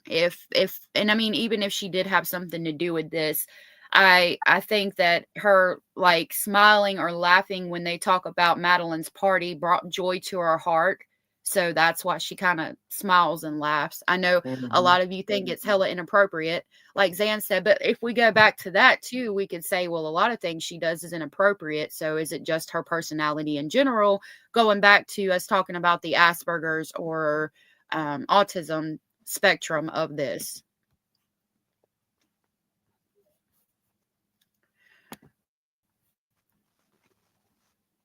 Sorry, hold on. Pork. That's typically what she requests for her parties. That's like her favorite meal. Okay. And what kind of gifts did she get? She got a lot of money. Okay. That's what she ended up showing me. I think she had a few trinkets, but like most of it was just a big wad of money that she was so excited for. All right. Is there any particular reason Stefan couldn't make it up to the party? Because it's my understanding he didn't exactly work or anything. He wouldn't have been invited. The party was held at my mom's house, and my mom and him have never had a great relationship. She's never liked him. So he wouldn't have been invited to the party at all. It just would have been my whole family, and then me. If I hadn't worked, I would have been there. Okay. Now, during this 30 minutes that the three of you are in your bedroom, is Madeline engaging in any of her kind of nighttime routine or, getting ready for bed? What else is going on, if anything? This is going to be a problem for me because she hadn't taken her medication since Valentine's Day, and they always reference nighttime routine as in meds and all of that.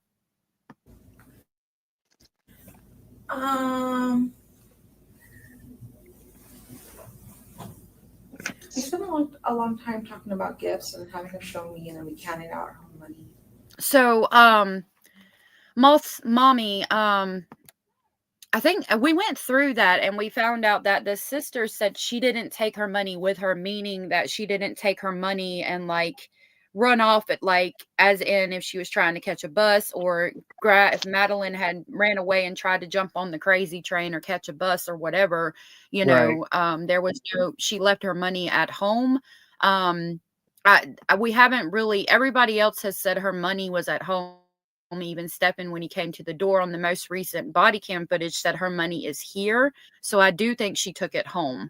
I think we pretty much found that out by diving through all of these interviews. I'd have to replay specifically what the grandmother said again, but I think we pretty much figured out that she did take it home, and when they reference her not taking it, it means she didn't take it to try to catch a train or a bus or something like that. Genevieve said, I'm not a doctor or lawyer, but if I was to make an educated guess in Jen and Madeline's diagnosis, I would go with KBG syndrome. I have experience in working with individuals with the KBG syndrome. We'll have to look that one up. And then Carolina said, thanks for clearing that up for me. Allegedly, I've always wondered what happened to Madeline's birthday money. Not that it's important. This whole case is just so messed up. I mean, I think that's where we all are. Like, you know, we got people wanting to throw remotes at the TV and things. We're all just frustrated. And it's hard because what can we prove? What can we prove beyond a reasonable doubt in a court of law? That's Right. the issue. To get final justice for Maddie. Yeah. Yeah. Yeah. I'm going to get ready to head off, but I want to say again, thank you for allowing me to be on panel, and everyone in chat, just have a blessed day, and same to you, Alleged, and you and your family. Thank you so much. I hope you have a blessed day as well, and stay safe out there. I shall. And maybe if you want to not, maybe like later on this week, we can talk about the shooting from yesterday, because a lot more stuff has came out, and I have a big take on that as well. Yeah, we'll talk about that. Actually, maybe we can talk about it tomorrow. My mod pulled some information and I put a short out. There's some graphic pictures. I used AI to remove the firearm, but there's pictures of him holding that firearm up to his head. It's a whole situation. My goodness. I would say for maybe folks in the chat are not into the internet communities that he allegedly was part of, but I have history. Well, I wouldn't say I have history, but I know of at least. I can definitely give my take on what I think probably would happen, but yeah, I'll be down for that. Yeah, email me because I would love to get your input on that. We'll definitely talk about it for sure. All right. Well, take care. All right. Thank you for coming up and have a good day. Bye-bye. Bye.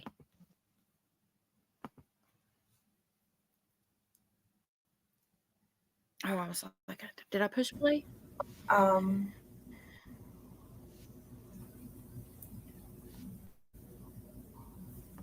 I can't remember if she had finished with all of her bedtime routine.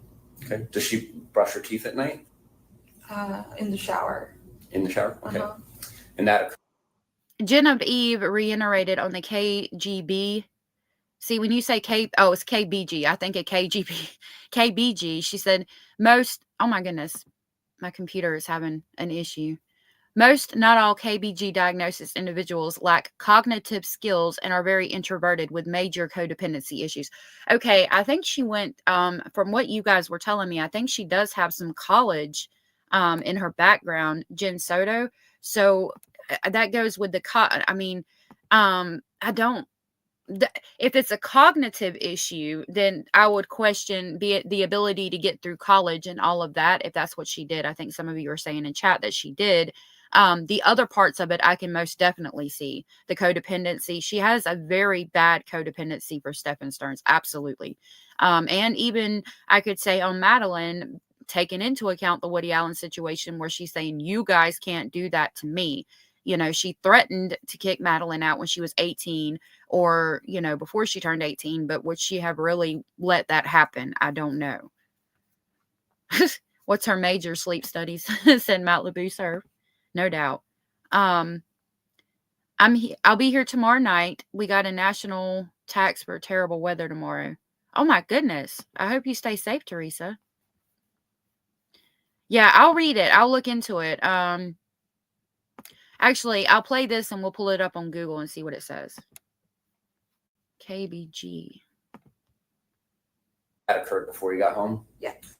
And my understanding with her nighttime medication is that's something that you would like to make sure she had bedtime or so? Something like that, yeah. So were you present for that occurring, or did that occur after you got home? That did not occur on my call. I believe I had instructed Maddie when she got home to go ahead and take them herself. Okay. And is that something that she's allowed to do? From time to time, yeah. When you say they, is there what my understanding was?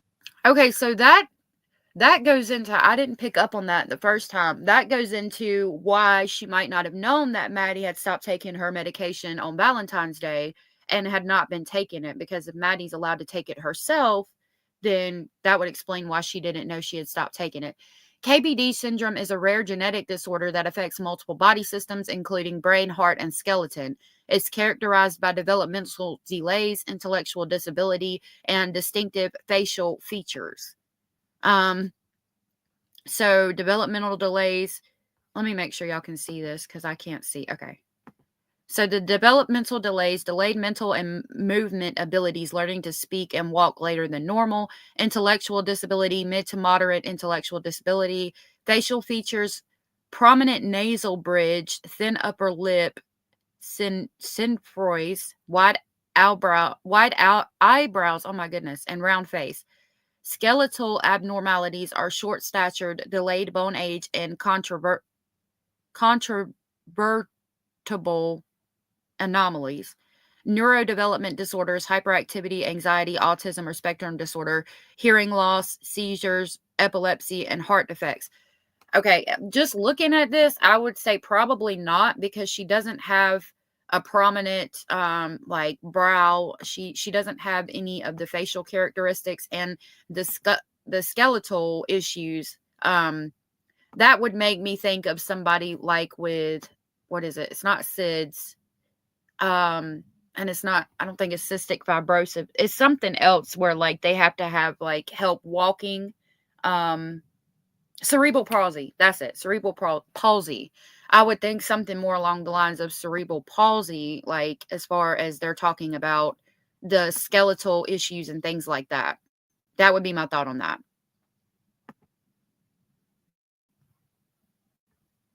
Was there some hydroxyzine? Is there anything else she takes at night? Just hydroxyzine. All right. And the Miralax Hey, is when? Genevieve. Miralax is. So that would have been earlier while you were at work too if she took it? Yeah. May not have because she was at the party? Yeah, because she's.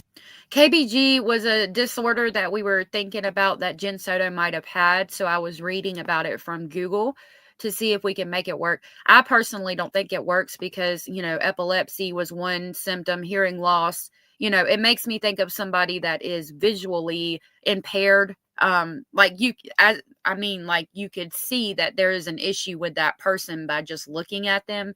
So, and it's rare. It's a genetic disorder. So I really don't think that, that would be it. Autism spectrum, yeah, but She's been probably not that because one. I had been training at work that week and we had been going back and forth with my mom's a lot. The Miralax wasn't consistent. Okay. All right. Now, Madeline, does she lay out her clothes for school the next day, or is that something she gets in the morning, makes a game time decision like my kid? Typically, it is a game time decision morning of. Okay. What about this specific evening? Do you remember anything about it? Yes. Teresa, I hope you feel better, love. This evening, we had, I had already discussed prior to Stefan coming to visit that he was going to help me take Maddie to school that day. MM Clark said, don't give Jen an excuse for being a shite mother. She didn't have KGP.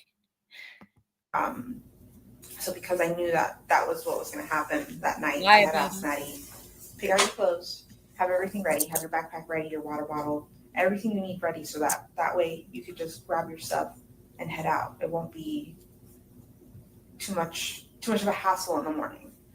And so she did. She picked out her clothing. I asked her what she was wearing, and she told me what she had picked out. I said, okay, fine.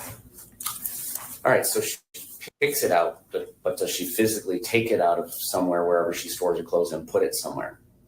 I'm not sure. Okay. I'm not sure if she took that clothes upstairs with her or anything like that. All right. So as far, you didn't see them in your room, and did you have the opportunity to kind of see her cubby part of the living room to see if she had put them on her bed or anything like that? I hadn't seen them. Does Madeline have like a water bottle or a hydro flask or whatever the kids call it that she likes to sleep with and bring up or bring wherever she's sleeping?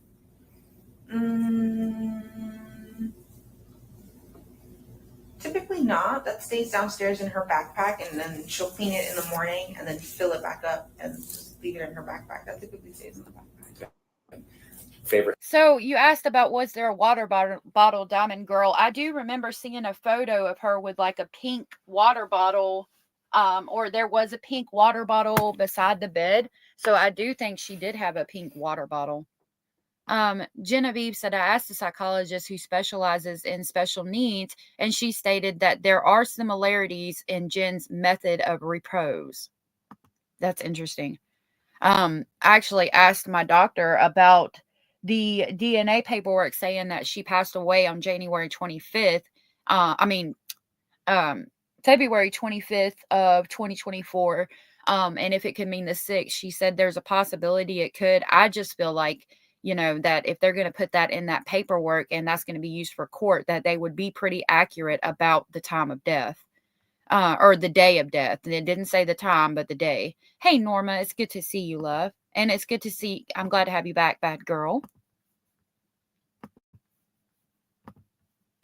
Favorite stuffed animal or stuffed animals? Anything that always goes with her wherever she's sleeping? She does have a few stuffies and blankies. Did I see any that day? Yeah, specifically, did you see if she brought any of that stuff upstairs with her?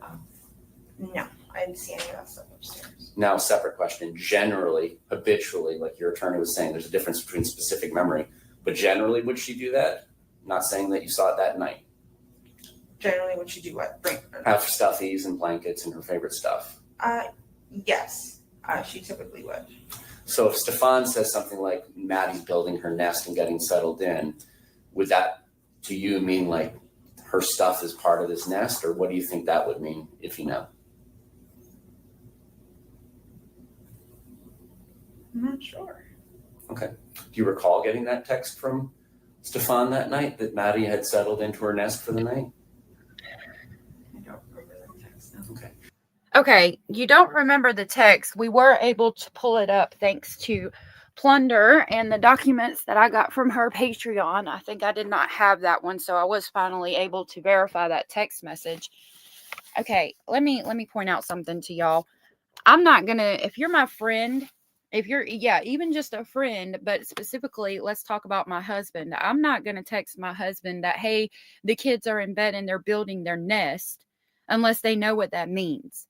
Like, that's not something, and to say the term building their nest, like she's a little bird or something, like, you're not just going to text that randomly out of the blue. That's something that you've said before and that they know what that means. Like, if I've got a code word, like, think about it like this. If I've got a code word for the refrigerator and I call it the ice box, okay? And if I say text my friend, my boyfriend, or whatever, oh, the Red Bull is in the ice box, or, she went to the ice box and then she went to use the bathroom, he's going to know what ice box is. Why would I say she's been to the ice box and text that to him like he knows what it means without him knowing what it means? Do you understand what I'm saying? So for you to say that you don't know what building the nest means is weird to me, especially considered it was text to you and you responded to it like you knew what it meant. That's my thought on that. Hey, Mrs. O. My understanding was that at some point you told them it was time to go to bed. Yeah. Do you recall about what time that was? Around 11 o'clock. So that's consistent with getting home at 10:30, having this half-hour discussion and eating your pub sub? Is that a yes? Yes. All right. Do they comply with your wishes to go upstairs when you say that at about 11 o'clock? Zayn said, I read somewhere that pedos use the word nest for place of abuse. Jen's pause is interesting. That is interesting. I didn't know that. Thank you for that information. Yes, they do. Okay. Is there any further communication between either you and Madeline or you and Steph? As a matter of fact, I'm about to go get my Red Bull from the ice box. So y'all hold on just a minute. About all right, kids, it's time to go to bed, anything like that? Or was that the last you had heard from either one of them that night?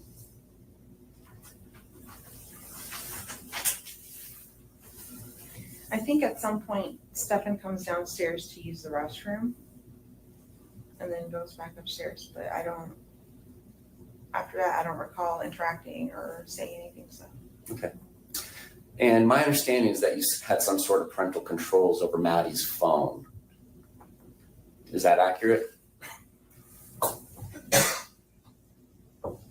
not sure by parental controls exactly. I didn't have any limits or anything on the phone set up. Well, like, for instance, if she wanted to install Game Pigeon, does that have to go through you? Yeah.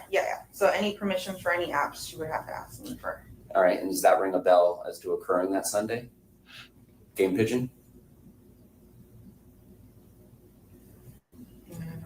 Okay. Okay, that's weird to me because you got it to where she's got to ask you about apps, yet this child has a Discord. I don't know if it's normal for children to have a Discord. I don't think it is. My kids have never even brought up the term Discord to me. I have one, but the only reason I have one is because of this channel, so that you guys could come talk to me afterwards and we can continue the conversation. Like, it's weird to me that she had a Discord. She had a YouTube channel where she uploaded videos. Like, what is it that you're parenting over her apps when she already had all of these things? She's got, I mean, it's to the extent that she's got group conversation with gaming people. So what exactly are you controlling as far as the app goes? Like, again, I don't think for a second that the abuse had been happening since she was 6 or 8, and there was never any text messages or anything. They talked on FaceTime, but you can't tell me they never ever texted each other either. And I think that there was some weird text messages. I mean, to reiterate my point, we can look at the parent coins that she sent to him, and the whole part of the page where we see that is redacted underneath. So there had to be some text messages. You can get your sister to pull up deleted text messages, yet you never found anything. That's weird to me. Florida girl said, Google search. The word nest has multiple slang meanings, including a social code, a tendency to create a comfortable space, and a place for illicit rendezvous. That's interesting. Yeah, so are you talking about your children? Jen, are you talking about your children? Jen Absolute said, I personally didn't even know they had Discord either. Wasn't thrilled when I found out. The payments, I think the abuse started right away. Teresa said, I've only ever heard of nesting here just before a woman goes into labor. I had never heard of the terms. What is this? One of my kids didn't get was magic marker. They asked me what was magic about it. That's funny. Oh, KJ said Discord is 17 and up, not age appropriate. Right. So if you're having to approve the apps that she puts on her phone, how did she get Discord? How did she get, she's creating YouTube videos. The whole reason you parent over your kids' phones, right? Yes, I was talking about my sons. They had Discord, they claimed, because they played video games. So I guess it's for gaming, but like, again, why are you letting her game and have group chats with these people, Discords with these people? You don't know who these gaming people are. And you're so protective over her that you're approving whether or not she can download Pigeon Game or whatever, but you don't care about Discord and all the other gaming stuff. Like, that's weird to me. All right. So that's the last time you hear from either one of them until the morning. My understanding is that Stefan comes down and is dealing with your dog. Is there any communication other than perhaps Stefan coming down to use the restroom? Is there any other communication that you have between Stefan and Maddie? Do you see them? Now, I've said communicate. Do you see them? Do you go up and check on them? Do you see Madeline or Stefan from the point you kick them out at 11 p.m. until you see Stefan at 8 in the morning-ish is what you guess for the dog? No, I didn't. Now, when you go to sleep, do you sleep through the night, or do you wake up and not have consistent good sleep? I sleep through the night. Okay. So there wouldn't be any points in time where you get up and you're taking steps, Right, Clark? or just checking on your phone because you can't go back to sleep? As far as you remember, when you go to sleep, you're out until the dog thing in the morning. Yeah, exactly. Did you hear or see anything during those hours involving Stefan or Madeline? I didn't hear or see anything at night. All right. What's the first thing you remember when you wake up after having gone to sleep?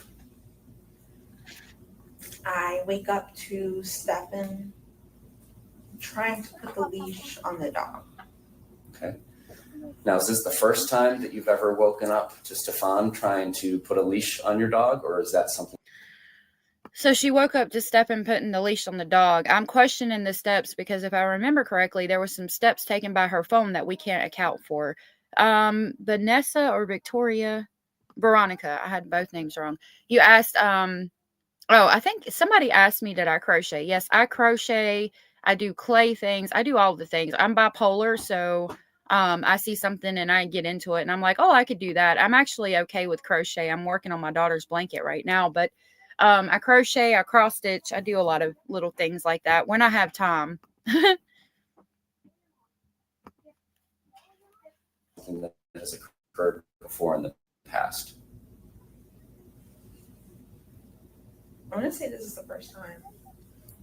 It's not normal for any of us to put the leash on the dog on the bed because if he's on top of any like bed, couch, anything, he'll pee. He gets really nervous. You have to do it on the floor. So I found it really weird that he did that. But All right, so let me ask it a little more broadly. Is this the first time Stefan's ever come into your room while you're sleeping to take the dog out for you in the morning? I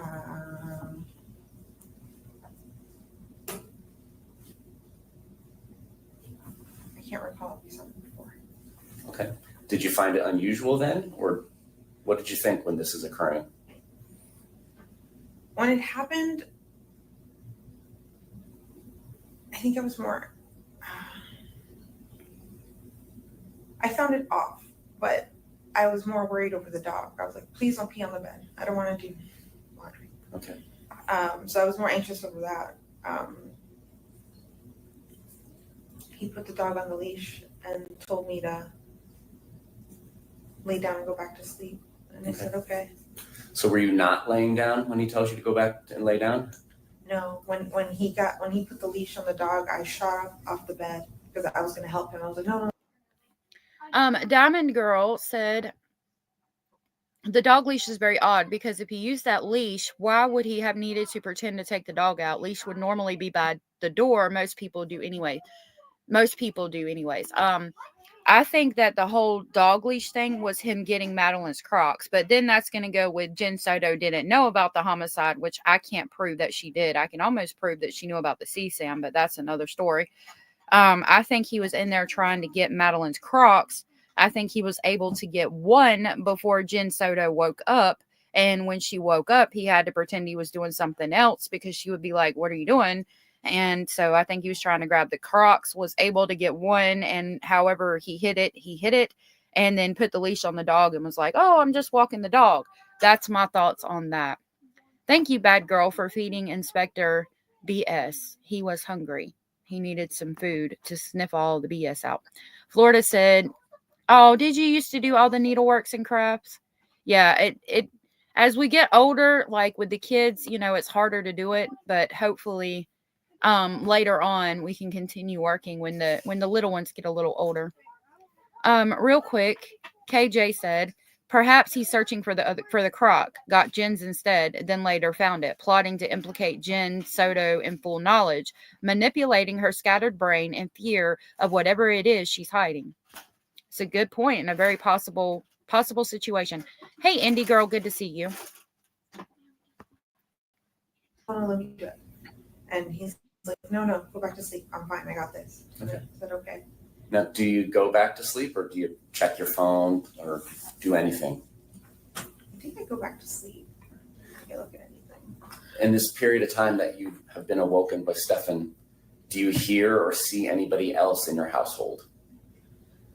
I hear somebody in the kitchen. I'm not sure who it was. I'm not sure who it was. Okay.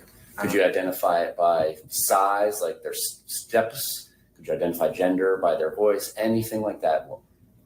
All I heard was sounds of like cabinets shutting, like somebody in there shutting, like looking for something and shutting. Okay. Now, if your daughter had been awake, would she come in and say goodbye to you before school or not? Just let you sleep?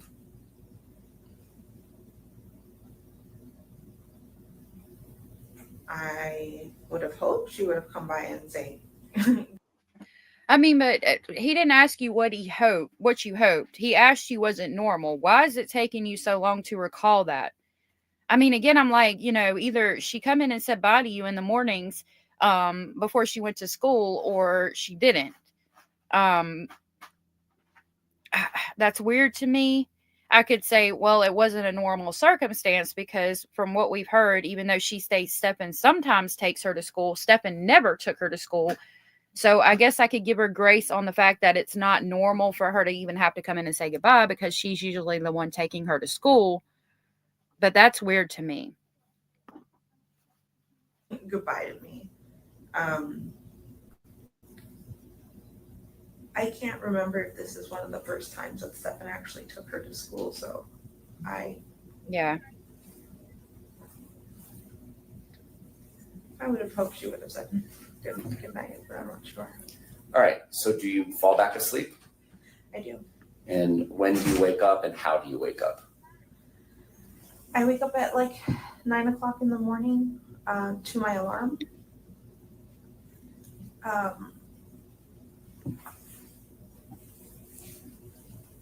Yeah, I wake up at 9 o'clock in the morning to my alarm. I get ready. I think at around 9:30, 9:45, I leave for my doctor's appointment. Okay. So in this period of time from when you're waking up and getting ready, do you see anybody else in your home?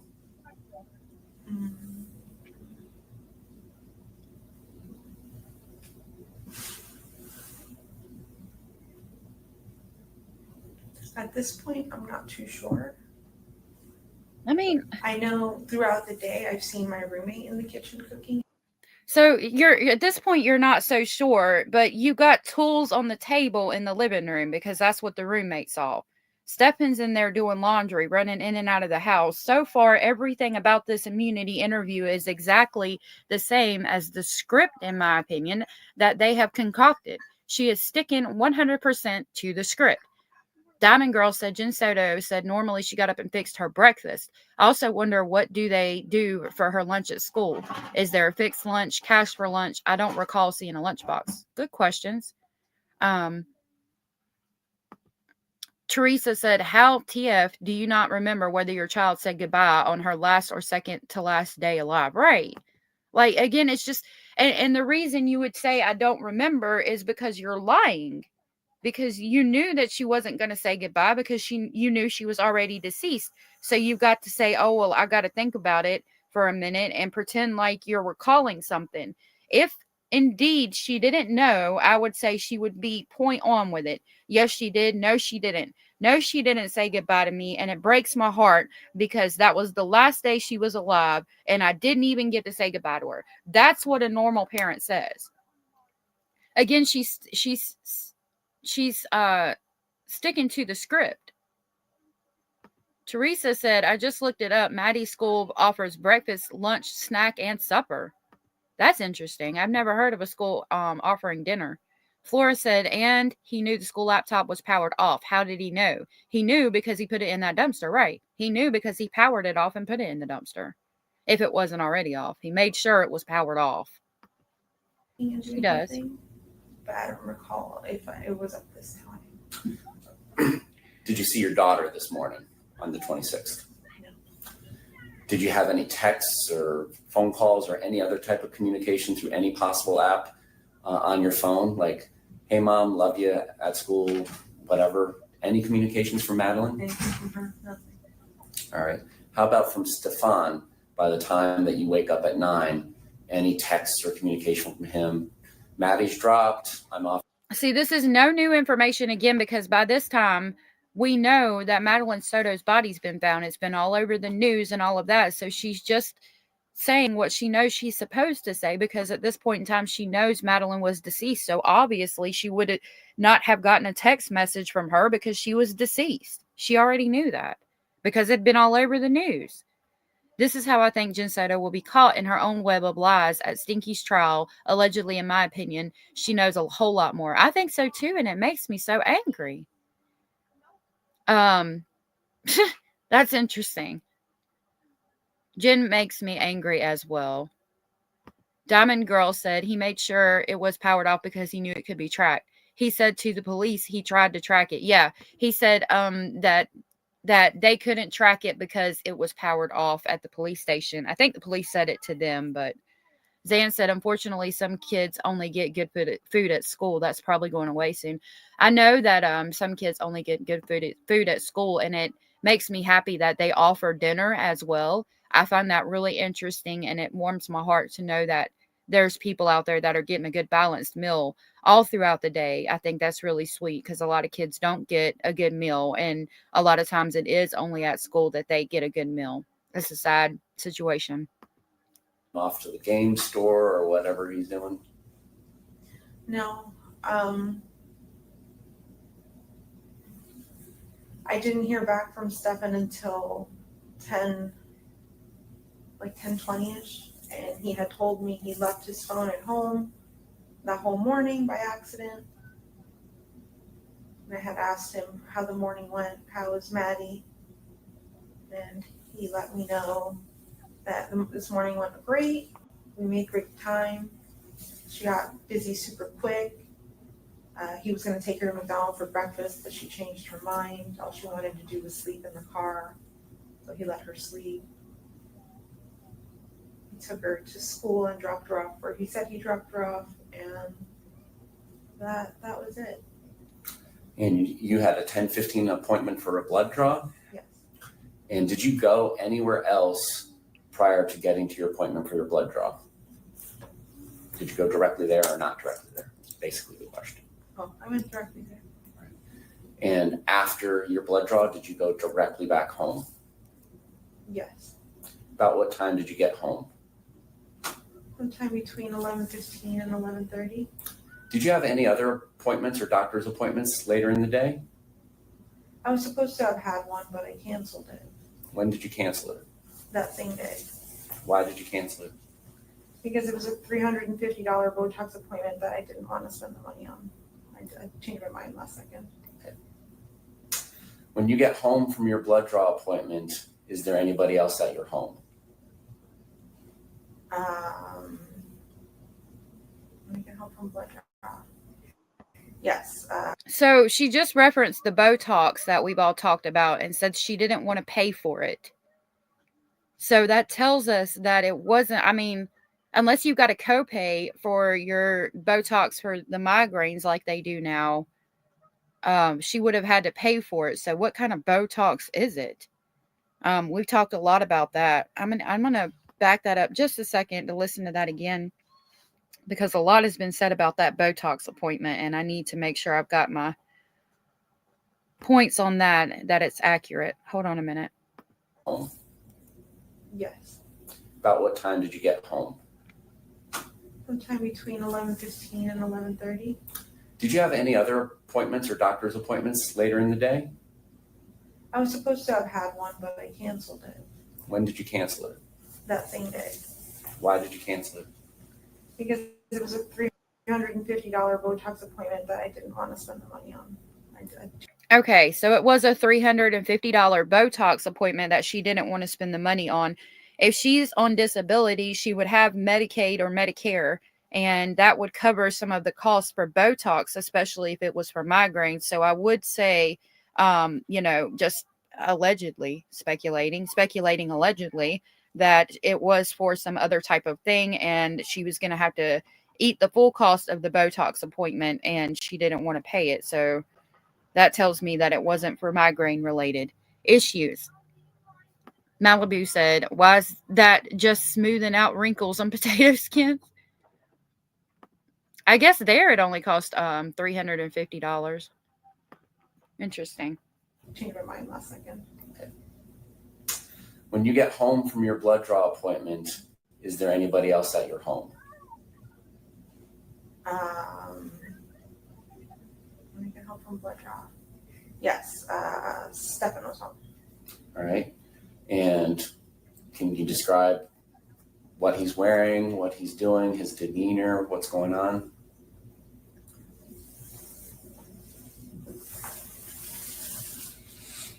Can't recall what he's wearing. It might be a red shirt with a graphic on it.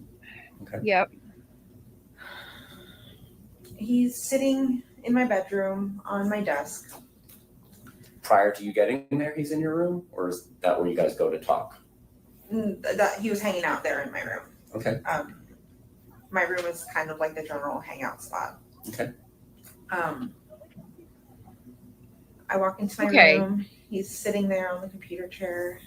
If the room is like a general hangout spot, then why is it necessary and why do we want to go upstairs in Stefan's room alone to watch TV, eat snacks, and all of that? Again, I've questioned that from the beginning. If a boyfriend of mine or somebody, you know, a friend, whatever the hell he was to her, is like, oh, can I take the kids upstairs to my room to watch a movie and eat snacks? I'm going to say, why do you want to go upstairs? Why not sit here in the living room with them and watch TV? Like, if I don't want to hear it, I can go, you know, sit in my room and with the door open or whatever, and y'all can sit right here and watch TV in the living room where everybody can see you. Like, what is the point of that?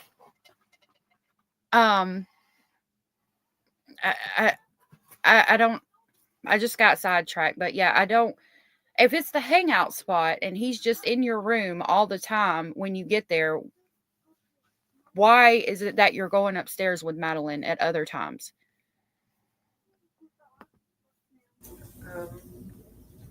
It is, Teresa. He's talking, acting normal, asking about the morning and how everything went, and that he let me know the errands that he ran that morning or what he was up to. And what did he say he was up to? He said he had dropped Maddie off at school and then afterwards went to a vape shop so he can buy vaping things. Okay. But that the store wasn't open, so he waited a long time for them to open. They never did. So he drove around, killed time, and then eventually made it back to my house at like 10:20. When later on, when I got home and he was home, we started discussing, or he started telling me that he was going to go back out to run a few more errands in a little bit down 192. And he gave me the name of a few stores that he might stop at. And I'm like, okay. I asked him if he wanted to meet me at my house by 2:30 so that we can go pick up Maddie from school together. And he said, yeah, he'll be back by 2:30. And I said, okay. So was that the plan, to get her together, or was it ever discussed that he would get her alone? The plan was for us to get her together. Okay. All right. And so does he leave before you leave? Actually, before this, while we were still discussing. Again, I'm questioning because he told you the stores that he might stop at that day to get his cards and all of his little knickknacks and things, but he doesn't tell you where he's going in the middle of the night when your daughter's disappearing and you still didn't find anything weird about that. Like, to the extent he's telling you that he's going to these stores today to look for these specific cards, you're going to stores in these specific areas, but then he leaves in the middle of the night while your child is missing. He's got a flat tire on his car and is sitting there with a donut, and you sit in a car with him for 4 hours and never once found it suspicious or asked him where the last place was that he had your daughter, and, you know, asked him questions about dropping her off. I call bullshit. A bullshit? A bullshit? A bullshit. A bullshit. Because he's giving you all this information about where he's going that day, but not giving you information about driving around in the middle of the night while your child is missing. Nah. while we were having the conversation in my room, he did mention at one point, while he was sitting there, that he had to reboot his phone, or that he had to update his phone.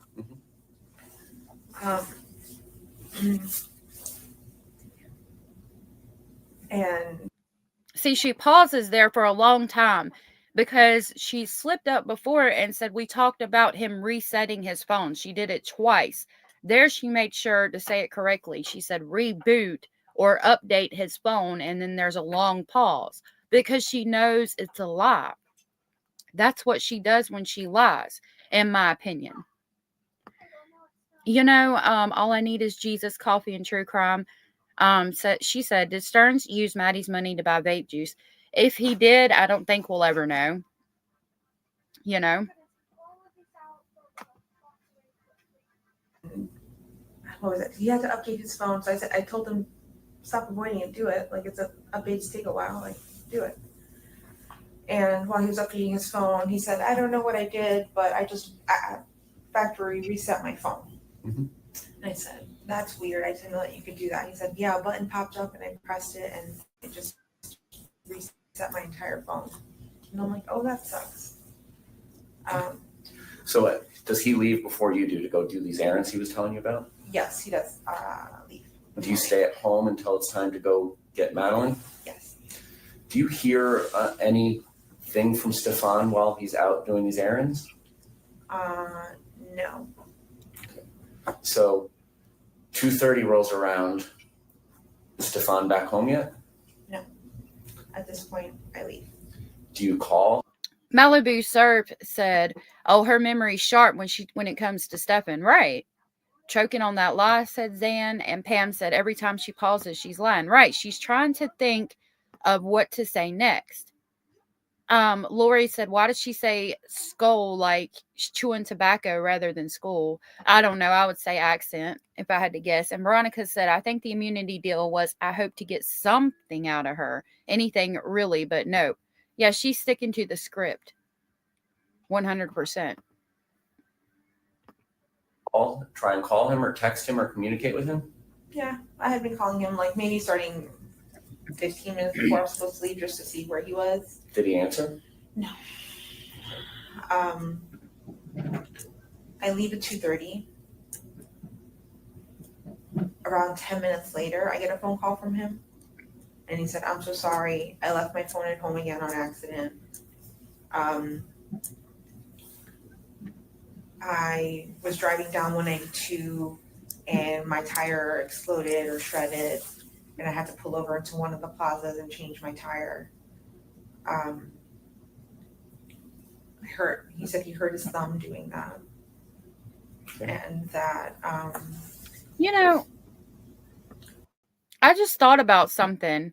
The way the tire is shredded, right? Like that tire is shredded completely off the rim. I wonder if the tire did shred while he was driving down 192 and he had to pull over and change it. And when he pulled over and changed it, he thought, I think there was actually two people that came up or offered to help him with the flat tire. The first one he said no to, and the second one, I think he said no to or something. There was two flat tire witnesses. I'd have to replay those interviews. But now I'm starting to question, maybe he got the flat tire driving, the tire shredded. He's got to change the tire, and he goes to get the tire out of the trunk. I mean, you know, he knows beforehand, but he's like, oh my God, I've got a dead body in my trunk. Like, what if the cops come? And so he left her at that place where he got the flat tire to kind of get rid of the body. So if anybody did come upon him, then, you know, he wouldn't have a dead body in the car. Poor Madeline. And thank God he did get that flat tire. But that thought just hit my head. Like maybe it wasn't planned to necessarily leave her right there. Maybe he got a flat tire. Again, like we stated, trying to drive somewhere else. Now, was he trying to drive down a path to get her to some kind of body of water? I think it's definitely possible.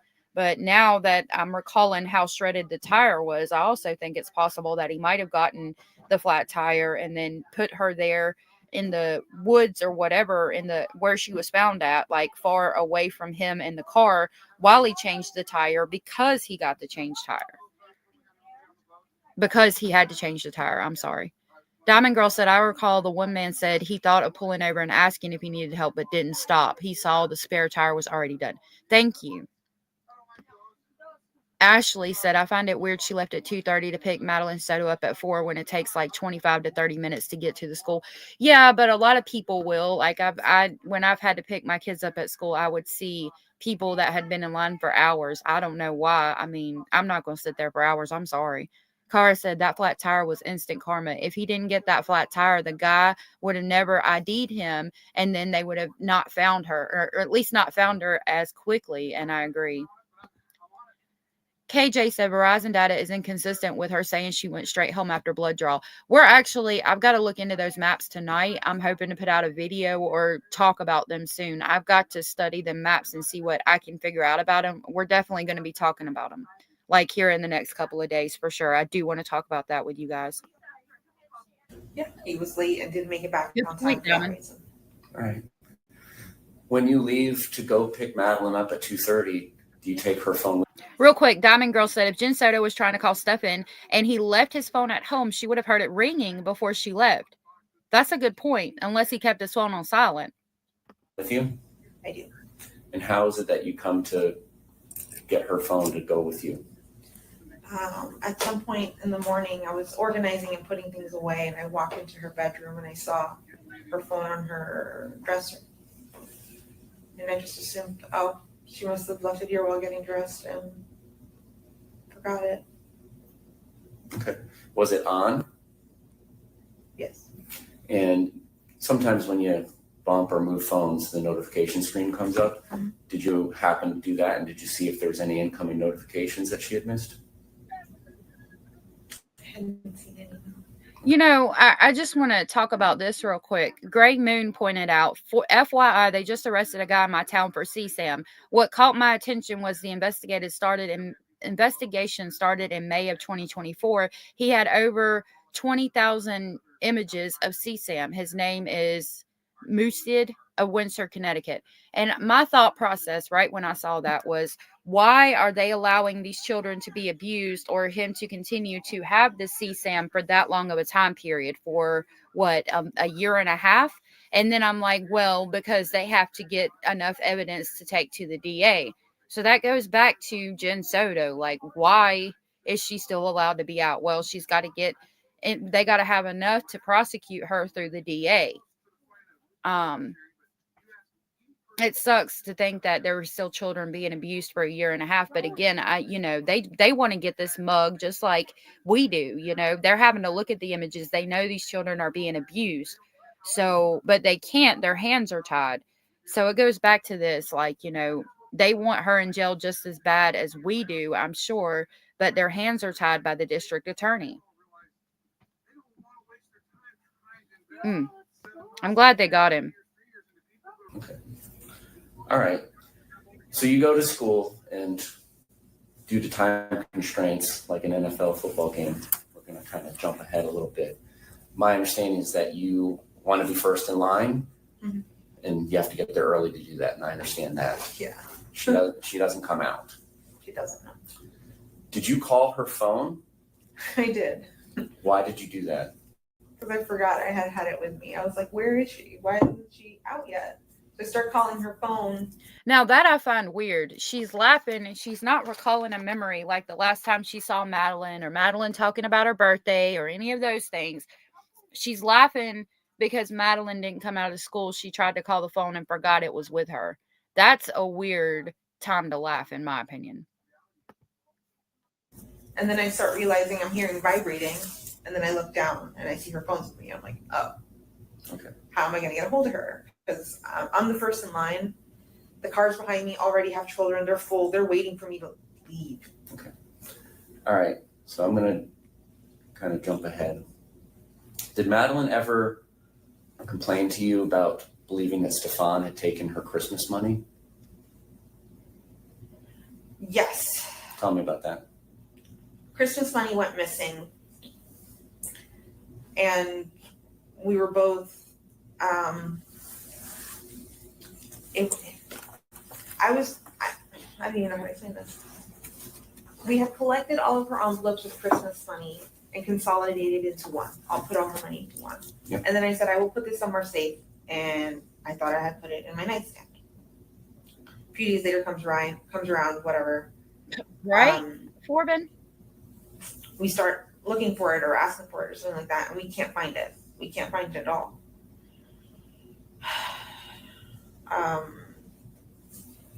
So let me just narrow it down. Did she accuse Stefan of taking it? I'm not sure if she did directly. We both had the suspicion, but we're like, no, could he have? No, I don't think so. But I eventually found that money. Okay, I was just gonna, how did the mystery end? All right, so you just started this job at Disney Corp. So they kind of second-handedly accused him of taking it, but then we're like, no, he didn't. And then you find the money. I mean, the fact that she found the money would tell me he probably didn't take it. I don't see him stealing the money and then replacing it unless there was something he had to do that day and he replaced it later.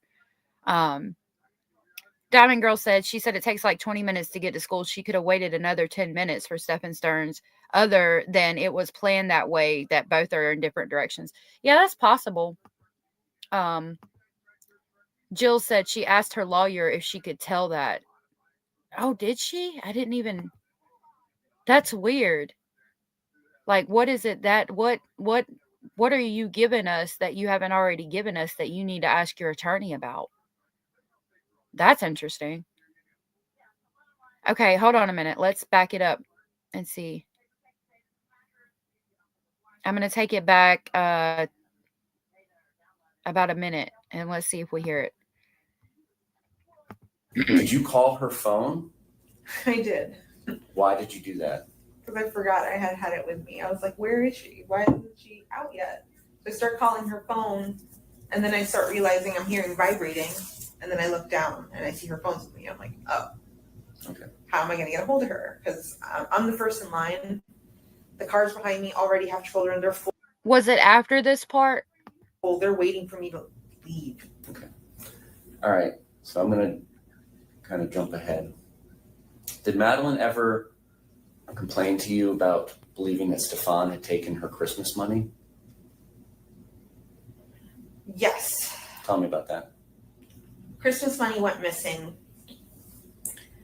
And we were both, I don't even know how to explain this.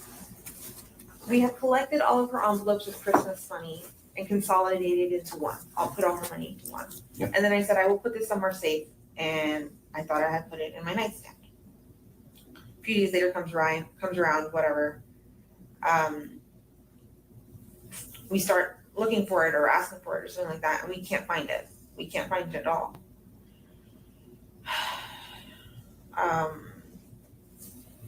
So let me just narrow it down. Did she accuse Stefan of taking it? I'm not sure if she did directly. We both had the suspicion, but we're like, no, could he have? No, I don't think so. But I eventually found that money. Okay, I was just gonna, how did the mystery end? All right, so you just started this job at Disney Coronado Springs like a week or two earlier, is that right? I didn't hear that. No, she said, crap. Hold on, I'll tell you what she said. I forgot. Yes. Tell me about that. Christmas money went missing. And we were both, I don't even know how to explain this.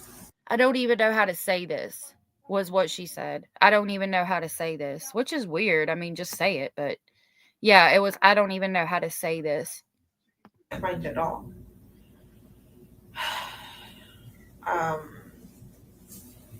So let me just narrow it down. Did she accuse Stefan of taking it? I'm not sure if she did directly. We both had the suspicion, but we're like, no, could he have? No, I don't think so. But I eventually found that Thank money. you, Mr. Speculating. How did the mystery end? All right, so you just started this job at Disney Coronado Springs like a week or two earlier, is that right? Yes. And your sister and other family members would help with Maddie getting to school because of your job? Yes, my mom and my sister, yes. Okay. Why is it that now Stefan on February 26th is coming up to help as opposed to any of your family members helping getting Madeline to school? Good question. I had asked for him to come and help me because I think I was working a lot of night shifts or like really late shifts. And I just wanted the opportunity to see Maddie, like, because I wanted to spend more time with my daughter throughout the week while I was working, versus had she had stayed at my mom's, I wouldn't have seen her all week. Okay. So that was just me wanting to see her and spend time with her. But you couldn't have the sister take her. I mean, I'm sure the sister had children from what I've seen. The sister lives right there. Like, why couldn't the sister that lives in the next little complex over take her when she takes her kids? He lived 3 hours away. Yeah, I love thank you, M. Clark. Heo made that for me. That's our inspector BS, sniffing out the BS. Cozy said he lived 3 hours away. So you have already broken up to him. It's to the point that you have kicked him out. Supposed to be out in October. He leaves in November. You kicked him out, but now you're bringing him back to stay with you for a week? Like, why? Why? Diamond Girl said, why is Jen Soto controlling her daughter's Christmas and birthday money? Good point, because I'm sure Madeline would have put it somewhere. Forbin, good to see you, love, said, why help from Stinky when her sister lives right near? Exactly. Did Madeline stay at your mom's house fairly frequently? Every few weekends here and there, like just for the weekend kind of thing. So like if she described it to her friends as like her second home and like kind of offer up it's better jacuzzi and pool, does that sound like that's the place? Yes. Where does Madeline sleep when she's over at your mom's? She will sleep in bed with my mom. Okay. Did she ever have sleepovers? Like have friends come over and sleep over? Slumber parties, no. Did she ever go and attend any? Is there any particular reason? I mean, she's a 12-year-old girl on the cusp of being 13. Yeah, I've been very uncomfortable with sleepovers just because I know what can happen. Anything can happen in a sleepover. Well, then you can be the host house like we kind of were. You never hosted any sleepovers for her friends? For her friends, no. Did she? That's weird to me. You won't let her go on a sleepover, but you send her upstairs with your on again, off again boyfriend. All I need is Jesus, coffee, and true crime. Said, yeah, I wanted to spend more time with Maddie, so I sent her upstairs to sleep with this pervert so you could sleep on your 2 days off work. That's one thing we need to reiterate. She had the next 2 days off of work. So why was he there? Like, you're there. You had an appointment one day. I mean, and that's while she's at school. You had plenty of time to get up, take her to her school, go to your appointment, come back and pick her up on time because you sat there for an hour. And you had 2 days off. Why does he need to be there?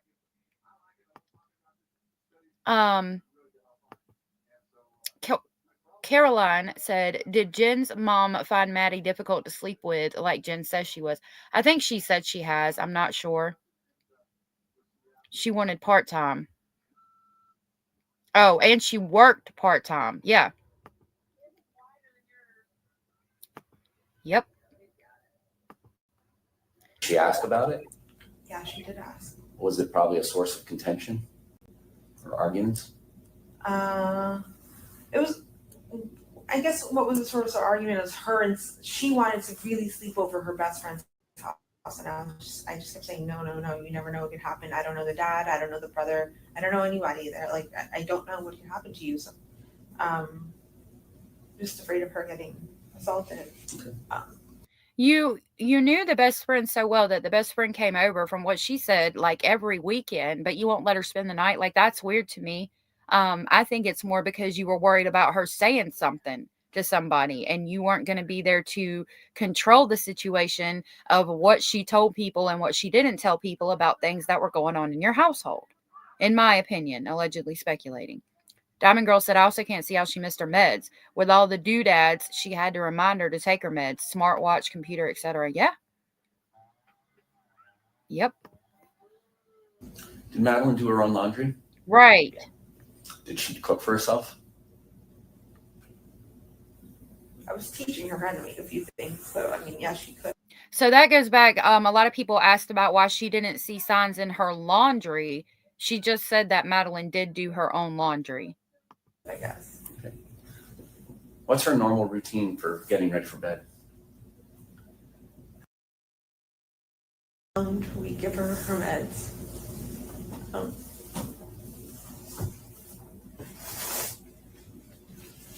I'm sorry, take your time. Why are you upset? See, now she's upset about recalling what the nighttime routine was. Is it because that's the night she died? Why are you crying about going over the nighttime routine? Because you knew she didn't? Because that night she was deceased?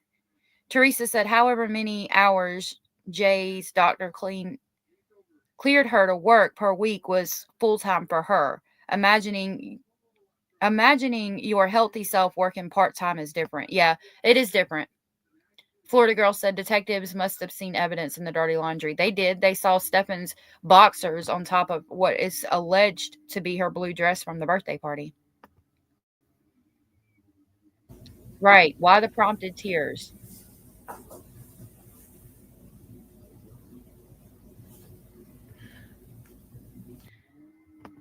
We get ready for bed. I'd give her her medication. She would get in the shower.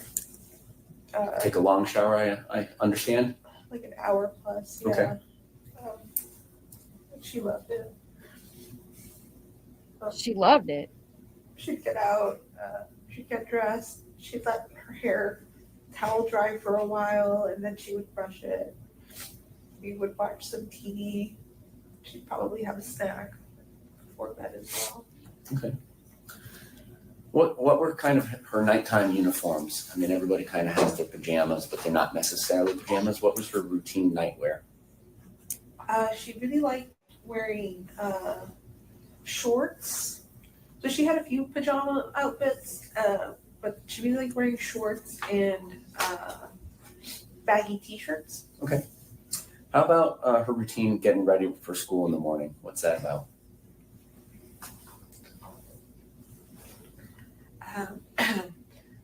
We'd wake up. The alarm would start ringing around 7:30. We'd snooze it up until 8 o'clock. Then she'd get up. She'd get dressed. And then she'd lay back down in bed while she would wait for me to make her breakfast. So she's a breakfast eater? Okay. She'd have breakfast. Then she would start, with brushing her hair, brushing her teeth, putting on makeup. At night, I would give her ADHD medication. Gray Moon points out that she cries over a nighttime routine, but not the CSAM. Right. It's just impromptu. Hey, Titanium, I am. Medications for school. Is that every day or just school days?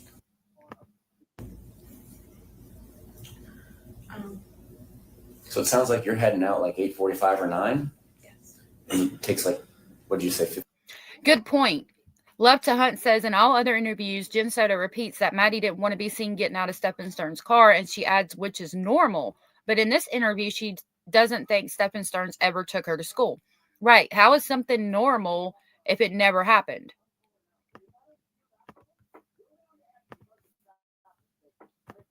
Hey, Toxic. 15, 20 minutes to get to school? Yes. And first bell's 9:38? 9:20. Something like that? 9:20, Okay. yeah. So on Monday the 26th, 7:30 seems like a really early time to depart to go to middle school, even if you're getting Mickey D's. What was the discussion about when Stefan and Madeline were going to leave on the 26th? There wasn't one.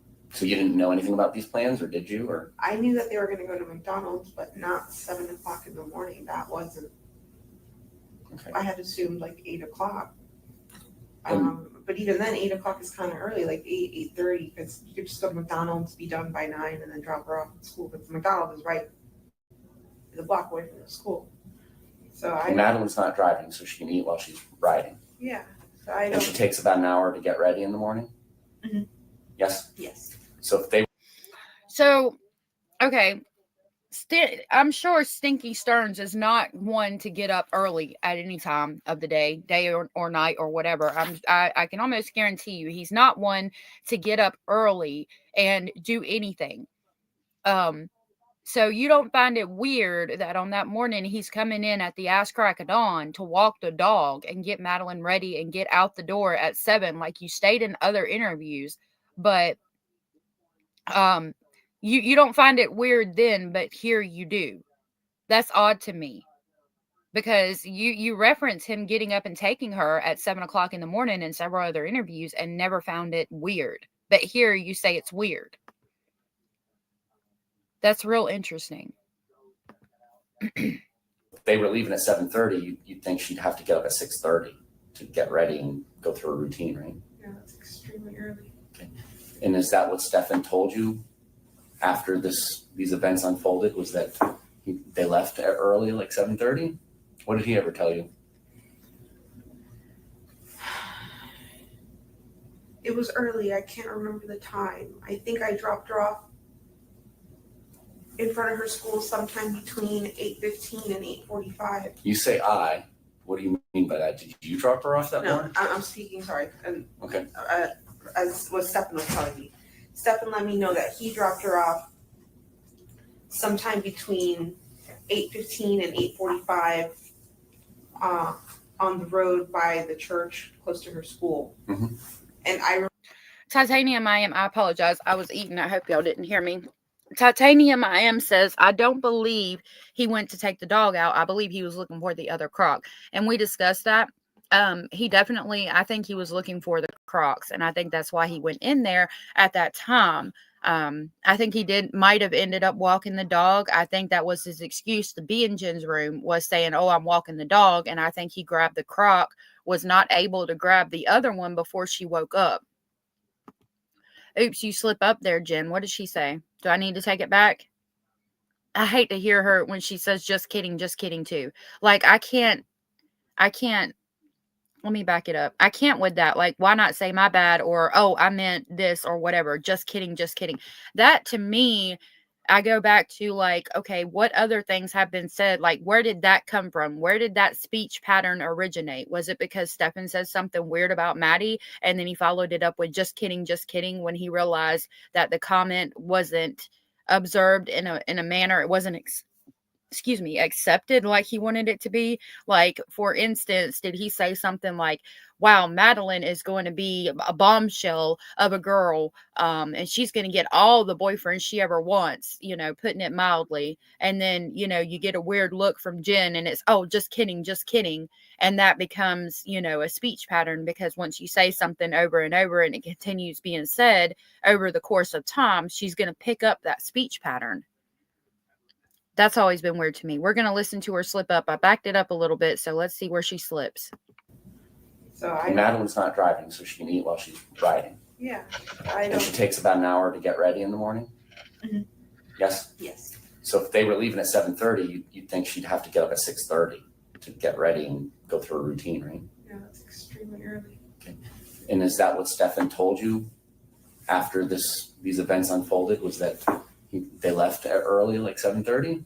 What did he ever tell you? It was early. I can't remember the time. I think I dropped her off in front of her school sometime between 8:15 and 8:45. You say I. What do you mean by that? Did you drop her off that No, morning? I'm speaking, sorry. And Okay. as what Stefan was telling me. Stefan let me know that he dropped her off. So she again with the I. She's always switching the I to we to he. Hey, Wolf and Miss King of Anything, it's good to see you guys. Sometime between 8:15 and 8:45 on the road by the church close to her school. Mm-hmm. And I remember asking him, why so early? That's too early. School doesn't start until 9:30. Why did you drop her off that early? Oh, I don't know. We just left the house and made good time. I wasn't paying attention to the clock. Okay. Did Madeline ever have like effects from taking the hydroxyzine in the morning? Like still be kind of sluggish? Yes. How often would that occur? Was that like every morning or not every morning? Not every morning. If we happen to give her medication later than normal than routine, that would happen. But Okay. And were there ever any instances where she had taken too much of the medicine? Perhaps you and Stefan had given her medicine, not knowing that the other person had? yes, that's happened once How many? before. Just once or more? I want to say one. Were you taking medicinal marijuana in pill form at any point for THC? Yes. And what do those pills or tablets or capsules look like? They're purple capsules. Did you ever suspect or confront Stefan about giving those medications to Madeline? No. So during this incident where Madeline had been double dosed with hydroxyzine, do you recall any conversation you had with Stefan and inquiring as to whether or not he had accidentally given her any of your THC? That hadn't occurred to me. I had asked him the day that the one. So I'm being quiet because this is going into the where she called poison control about him giving Madeline that medicine. One morning, Maddie wouldn't wake up and get ready for school, and she was just out of it. I assumed it was medication related, but I didn't realize. I'm like, did this one medication hit her too hard because we gave it to her late? I called poison control. I needed to see what would happen. Because at this point, I think I had gotten Stefan to admit that he gave her a second dose of the sleeping meds as well, because he thought I had given it to her in the first place. Okay. But that was with hydroxyzine. I didn't know anything about THC, the marijuana. I'm just asking you. Oh. I'm asking if you remember having that conversation, because there is a conversation on your phone about you were relaying that Madeline said that she suspected that it was different, bigger pills, and you relayed that to Stefan and had a conversation with him. And if you don't remember it because it was a year ago, that's fine. My next question is, So that, I mean, reiterates that Stefan was giving her medication. I thought it was, she admitted that he supposedly accidentally gave her the THC pills, but they're talking about a double dose of the sleeping medication, which is the hydroxyzine. Madeline's telling her that he gave her different, bigger pills. So again, Stefan, that tells me pretty much definitively that Stefan is giving her whatever medication, and it reiterates to me the drugging her and abusing her, which again, I didn't agree with everybody on that for the longest time. I didn't think he had to drug her. I thought he had her so manipulated in the mind that because he started from such a young age that she thought it was normal, so therefore he didn't have to drug her. But then when we find out about the photos and a lot of the things he did to her, she appeared to be asleep. That made me think about the drugging her to abuse her. And then you hear this where they talk about bigger pills. I think he gave her way too many that night, and she was having a reaction, and that's why they called poison control. I don't think it was just one or two, because I think that unfortunately happened to her on a daily basis, or she was medicated that way on almost a daily basis. Yeah, appears to be sleeping in the photos, said Florida girl. And she could be just doing that so he would leave her alone. But yeah. Diana said, question, only heard. She missed her period in February, and this monster said she stopped taking her pills also in February. That's odd. Yeah, she was late on her period. The friend did say she started about 2 weeks later. When we look in the DNA paperwork, there was blood around her neck, in her mouth, in her throat, on her hands, under her fingernails, and then in her private areas. The fact that it's in her private areas and there's no other DNA there tells me that she probably started her period. I'm not trying to get graphic, but when women wear pads, the blood tends to go in all areas in that area. So I think she had started her period. I think it was blood because of that. And the friend also stated that she did end up starting about 2 weeks later. I do think there could have been a pregnancy scare. I think that that's definitely a possibility. Yeah, why is anyone else giving Madeline's meds in your own home? Right. I mean, and it's a possibility, KJ, if she thought she was with child. It's a possibility that she knew to stop taking them to try to keep the baby safe. Or even if she thought she was. Again, I've heard that she started again. The DNA paperwork's telling me that she started. So I would think that if there was anything about her being with child, it was just a scare, and she could have stopped taking her medication to try to keep the baby safe. That's what I think about that. You have 2 female roommates? Yes. And one of them has a child, a son that sleeps part-time over there? Yes. And so my understanding is they're kind of, it's like I don't know what to call it, like a bed and breakfast. There's numbers on the doors upstairs. I don't know. I just, to make it easier for the roommates, I just labeled each bedroom. So they're in 2 and 3. Yes. All right. Now, bedroom number 4. At one point, you told the police that your sister was staying with you, and that's why the sleeping arrangements were as they were. Was your sister ever staying with you, or did I misunderstand what you said? No, my sister wasn't staying with me. Okay. So let me ask you this. At what point did Madeline's bedroom kind of become the living room? When did that setup start? I think as soon as. So I see what some of y'all are saying. I'm not going to highlight the comment, but if it was something related to something Stefan did, his DNA would have been in those areas. And the only place there was a mixture of DNA was on her hands and on her chest. So I would think if it was something related to some kind of abuse for the blood to be in those areas, there would have been DNA. She does, doesn't she, Titania? A few months into us moving back into that townhouse. And when would that have been?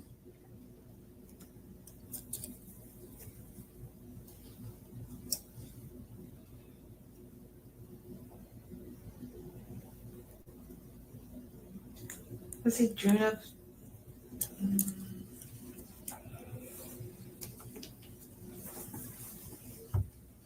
Sometime in 2022, but I'm not sure when. Okay. It's my understanding that it's December of 2022 that you and Stefan kind of break up, Yes. but he still remains in the townhome. Yes. So again, I've heard that. I don't know that thing she's holding up in that picture is a toy. I think it's like, you know how when you get jewelry or something and you're given when you go to the jewelry store and you see like a ring and it'll have it on that black little stump thing so you can see what the ring would supposedly look like on a finger. That's what it's always looked like more to me. That black thing she's holding up in that picture, I think it's just like a little thing you put like a ring or something like that would come on. I don't think it's a toy. I think if it was a toy, it would have been redacted like a lot of the other pictures were. That's the only place that I've heard that being talked about. And I personally don't think that's what she's holding in that picture. I could be wrong, but that's what it looked like to me. Why is that?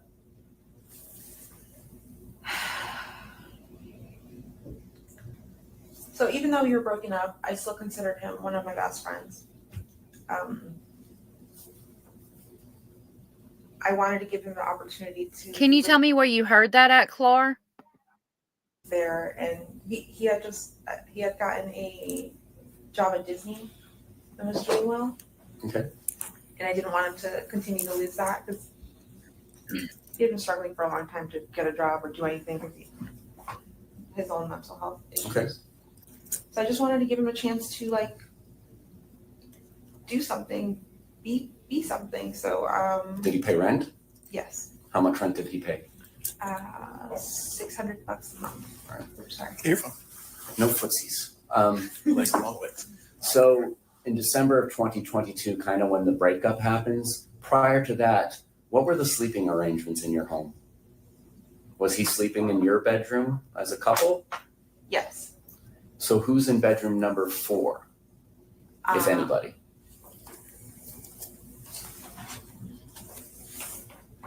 I think that room remained empty for a while. For a little bit, there was another roommate there, but it remained empty for the most part. And were your female roommates already there in 2 and 3? Yes. Why doesn't Madeline have that bedroom 4? I wanted her to have bedroom 4, but my dad really wanted rent. That whole unit that I live in is owned by my father. Okay. So let me ask you this. Do you pay your father anything to live there, or does he just handle the collecting the rent from your rentees, lessees, whatever they are? I pay him rent as well. Okay. That's okay, Clark. If you remember, or if you can find it at any time, if you'll email it to me or tell me where you found it, if I can validate it, I'll definitely put that out there. Yeah, I need to verify it first. What do you pay for the rent? My portion of the rent was $400 a month. All right. And what do the 2 female roommates pay?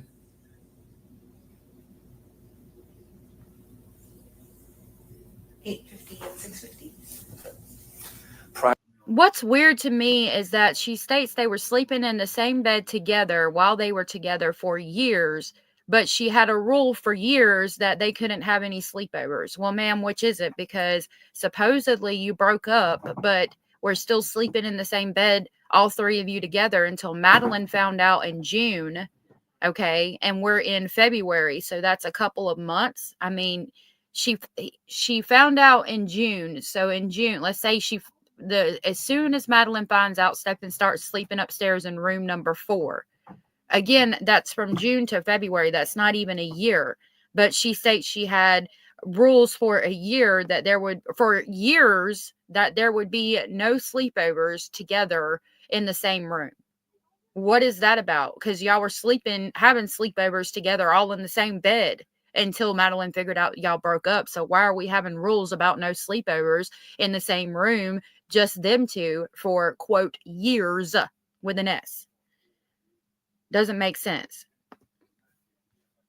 Prior to Madeline having her own bedroom set up in the living room, where was she sleeping in that townhome?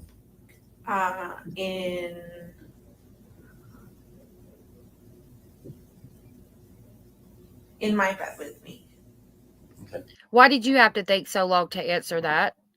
It's not because it's not in your bed with you. Again, I'm speculating, allegedly, that it was normal for Madeline and Stephen to be upstairs in the room because that's what they did. They slept upstairs in room number 4. That was where they hung out. That was where they slept because you saw them as a couple. And so you didn't see her that night because Madeline was already upstairs in her quote unquote nest with Stephen.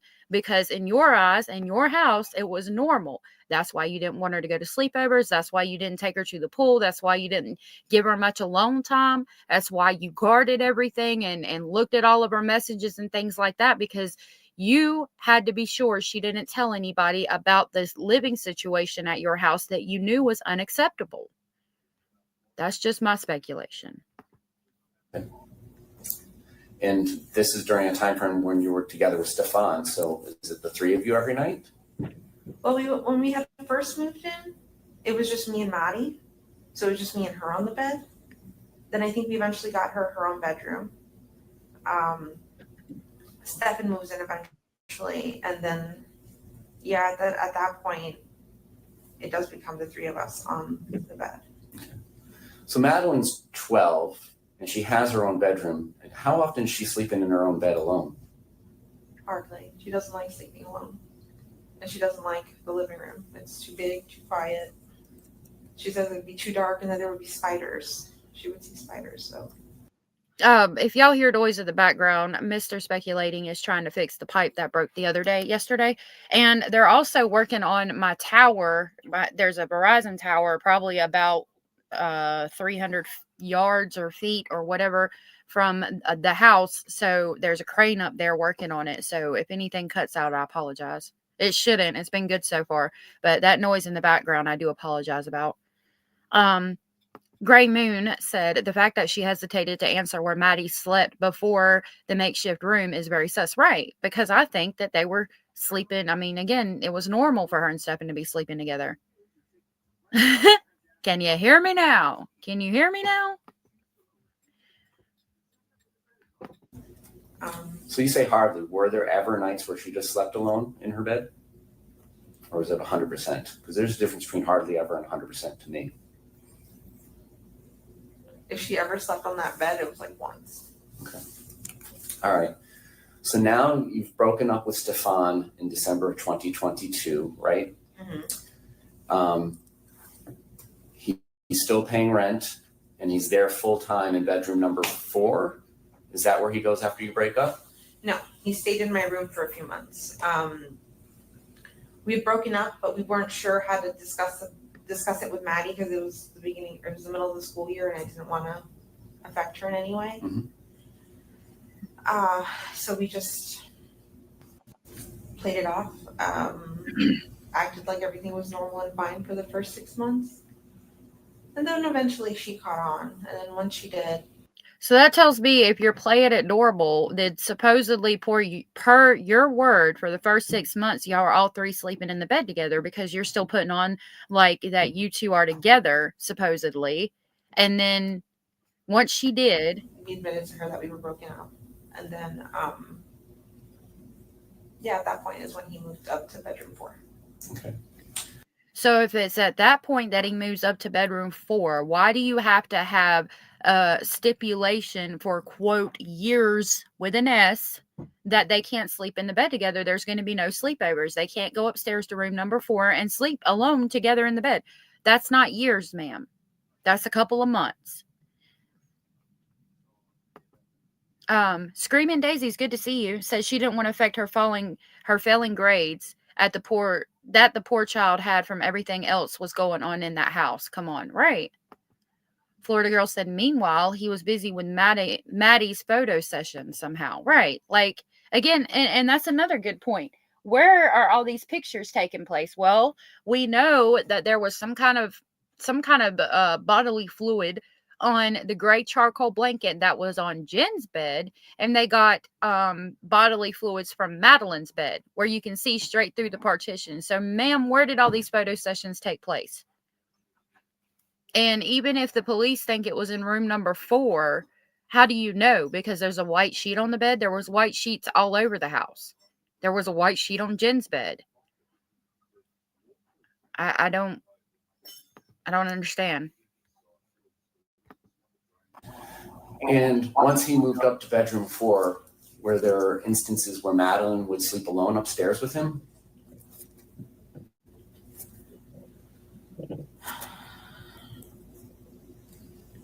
So why the long pause? We already know there was, unless he's filming all of the pictures and videos in the same bed with you.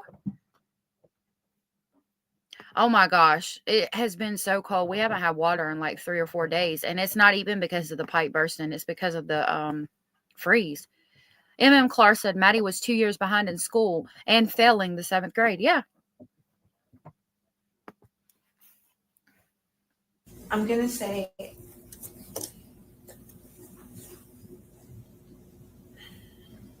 I want you to think carefully before you answer, because obviously we've gone through your phone and we've seen all the conversations that you've had with Stefan. So it's clear that that's occurring. So I'm giving you the chance to answer the question. Yeah, I'm just trying to figure out how many times it's happened. Okay. Why are you allowing that to occur?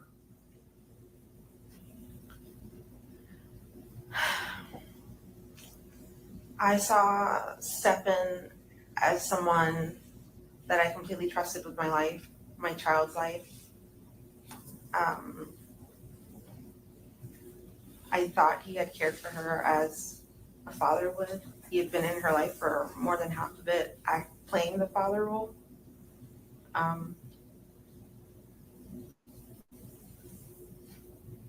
thought he cared for her the way I did.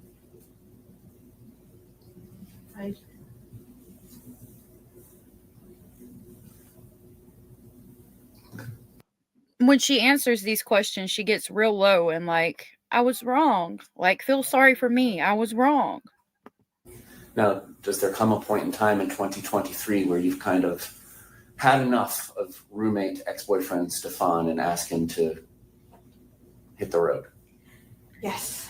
She never answers the question of how many times had they been sleeping in the bed together. He reminds her that they have her phone, and she never answers the question. That irritates me. And is that fair to say it was like October?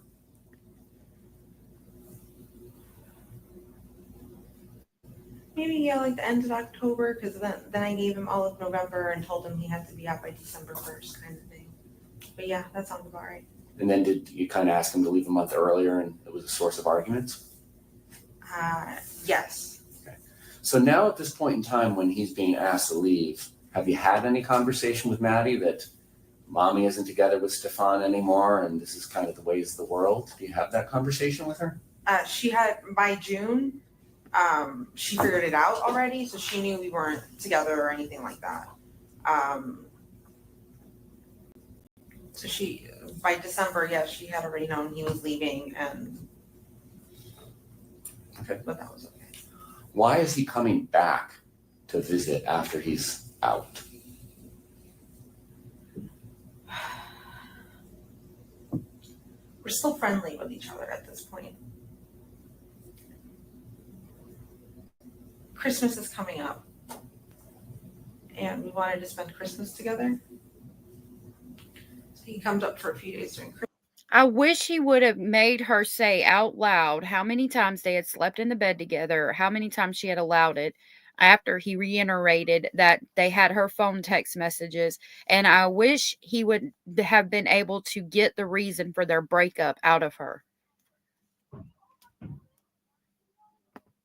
Right, Teresa? Christmas. And then he does visit a few more times after that, but for the day.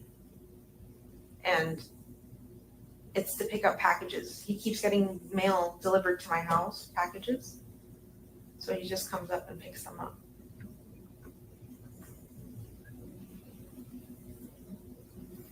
And when he comes to visit after he's been kind of kicked out, is he paying rent or how is this working, or is he just coming to visit? He's just coming to visit. Is your father making any arrangements to rent bedroom number 4? Because this is his income that he's losing. Yeah, we had it. We had like an ad posted to see if we can get any renters. Okay. So we were trying to rent it out, but then we had. So that's a good point. He's so worried about getting this rent money that Madeline can't have her own room. However, the whole time you're together, which is like for how many years? You've had maybe one renter in that room for a couple of months, because the two were there. They talked about one other person being there for a couple of months. So that's like years without that rent money. And if he's so concerned about the rent money, why aren't you getting somebody in there pretty much immediately?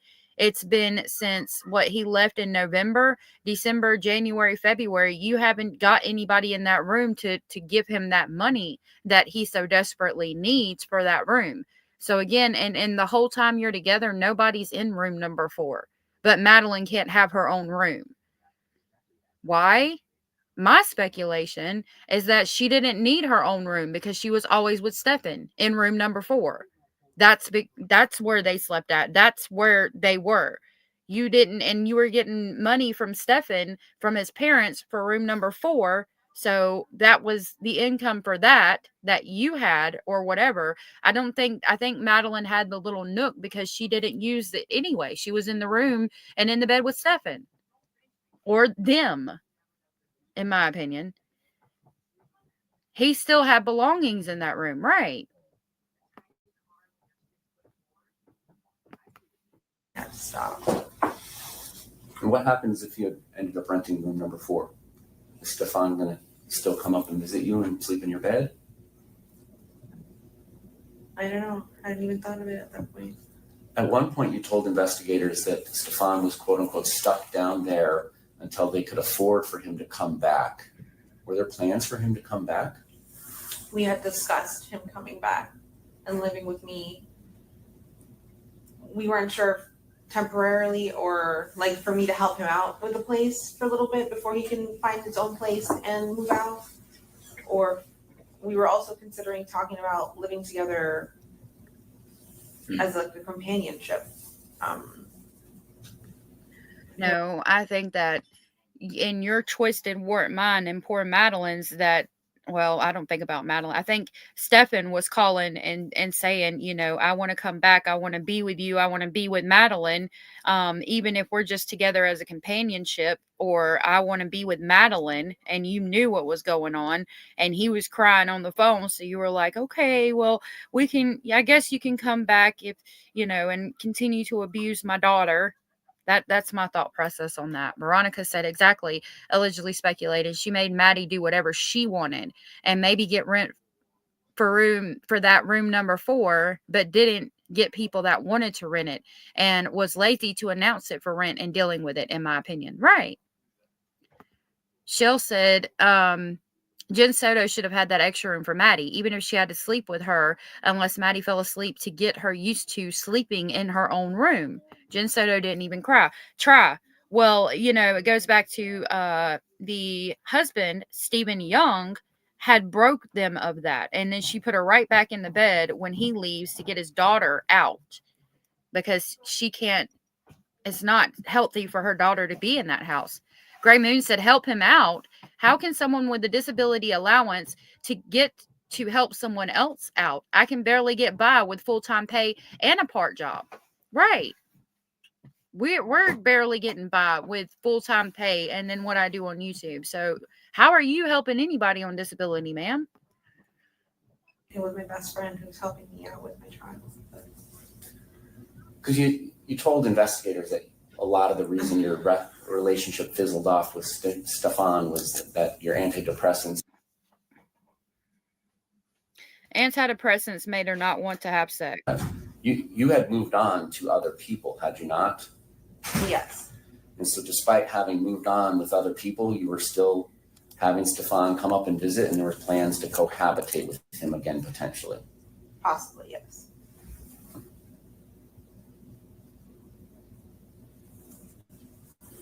They paused because it makes no sense. You're going to be in a relationship with somebody else, but then sorry, my husband was talk to me at the same time. You had moved on with somebody else, but then you're going to have Stephen Stearns come and stay with you.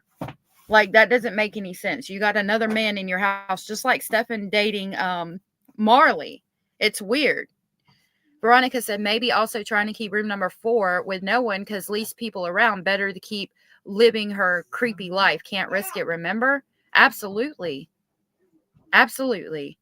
There's a way you can talk to them through this. Maddie had the opportunity to go visit her biological father in the fall out in Texas. Is that a yes? Yes. All right. Do you remember texting the biological father, hope nobody touches Maddie or tries shit or films her under the bathroom? You remember sending that text? No. Of course you don't remember saying it because it's not convenient for you to remember saying it. It's redacted. It's funny how she never remembers saying things when it's convenient for her to not remember saying it. And it goes back to, again, Orange County Sheriff's Office back in February? What did we gain from this interview? Absolutely nothing. Absolutely nothing. KJ said, remember, Stephen Stearns has studied all of them and knows their schedules and routines. Calculated it was, in my opinion. Yeah. I know. They were talking through the wall, so they had to be loud. I was like, shh, stop it, hush. Because that seems like a very oddly specific thing to text the father. So you didn't know anything about what was going on filming underneath bathroom doors? Yeah. I don't know why I would have texted them.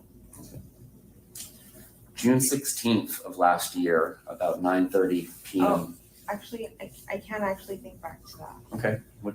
I think around the time that Maddie was going to fly out to Houston, there had been an airline person that had gone into the bathroom and placed their camera on the toilet to film.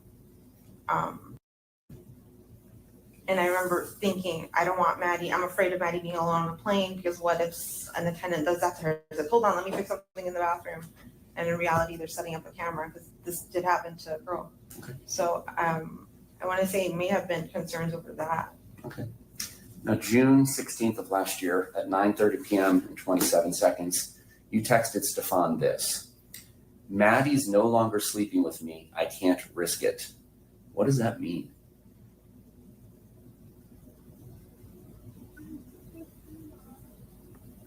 So this is the question we've all dying to have answered. We're all dying to have answered, right? But it never it never gets answered. And again, I would say, you know, my thought process on the texting about the under the door, I could give an excuse if they said, like, my thought process, because she says specifically about camera under the door, is that Stefan Stearns could have said something to her in passing if she didn't know that, like, you know, what if somebody puts a phone under the door and records Madeline while she's changing? And then Jen's like, oh, wow, I didn't even know that happened. I didn't even know that hadn't even crossed my mind. You know, thanks for telling me that. I'll tell him to watch out for that. But that's not what she says. She references some airline pilot or something doing it in the bathroom, which is not even what she mentioned, and says that's where she heard it. Why, again, are you lying? Like, why are you lying about that? Like, there's a simple explanation for it. Why are you lying?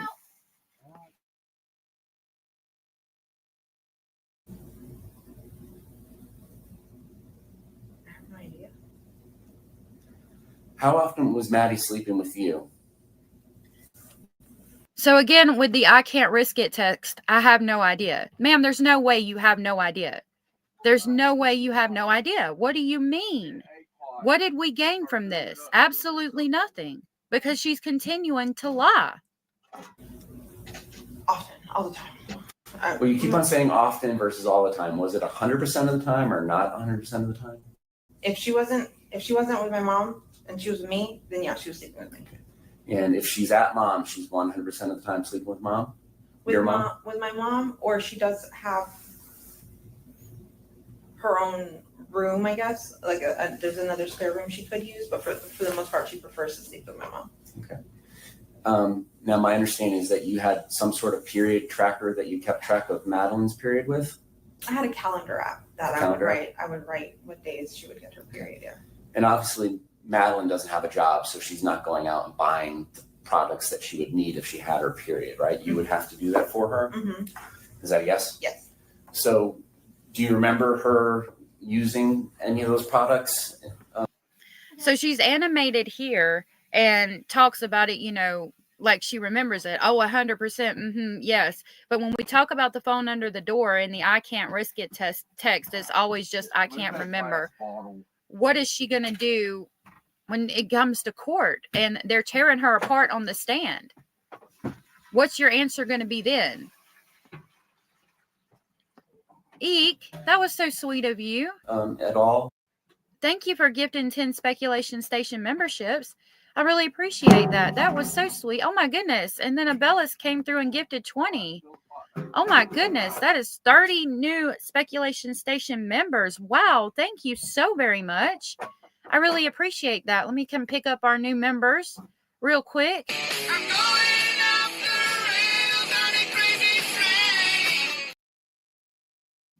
I think that's how Mr. Speculation feels right now. He's going off the rails on the crazy train. Thank you guys so much. That was so sweet.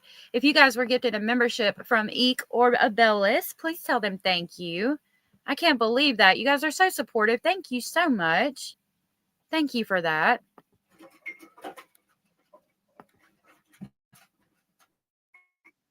In February? Because I assume you take the trash out, or does she take the trash out, or how does all this work? I take the trash out.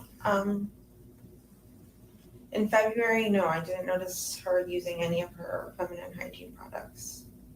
Did you have any conversations with her about that? No, but I didn't notice until after everything. Because it would have been due like at the beginning of February, and this all happens at the end of February, so she's almost due again in March. So Oh my goodness, Eek. Thank you again for gifting 10 memberships. That was so sweet of you. Oh my goodness, thank you so much. If you guys were gifted a membership from Eek, please tell her thank you. That was so sweet. Let me go pick y'all up.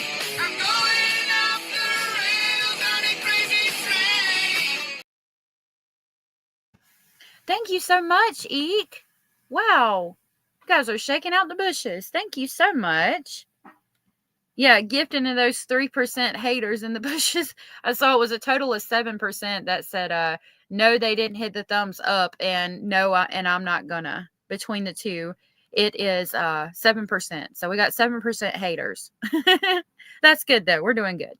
Hio said, I'm so proud of you. Oh, thank you. I'm so proud of you. JJ said, I like the train. Are y'all going to ride it with me? Are y'all scared to ride it? I would advise you not have any hot coffee or soup for lunch. Thank you. Thank you, guys. That was so sweet. Thank you. you never had any conversations with her about not having her period at the beginning of February? No, there have been, she's had other periods that have been missed or like super late, so I just assumed this was going to be one of those situations again. Okay. But no, I didn't. Did So you ever discuss for her me, period? for them to be talking about it in April, it makes me question, like with her period being late, did they find out that Madeline was with child? And is that why they're asking her about her cycles all the way in April after they've gotten the autopsy reports back and all that? They're asking her questions specific to that. Now, I don't know for sure. They could be just asking because it could have been a possible scare and they want to see what she's going to say. But they do, I mean, you know, it's not something you would normally just talk about in a case that happens like this.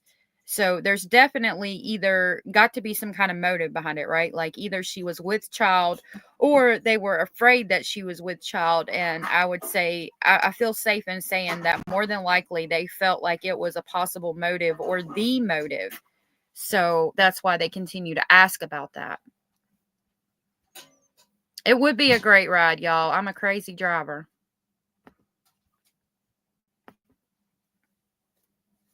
Periods or lack of periods with Stefan? I don't think so. It's my understanding that Maddie had to take Miralax. I'm familiar with that myself because of my daughter when she was little. So she had constipation issues? Yeah. Would it ever cause her discomfort, physical pain, bleeding? Yes. And how are you aware of that? She would tell me. There have been. She would tell her about the constipation and the pain that she had because from being constipated, but wouldn't tell her about the CSAM stuff going on. Moments.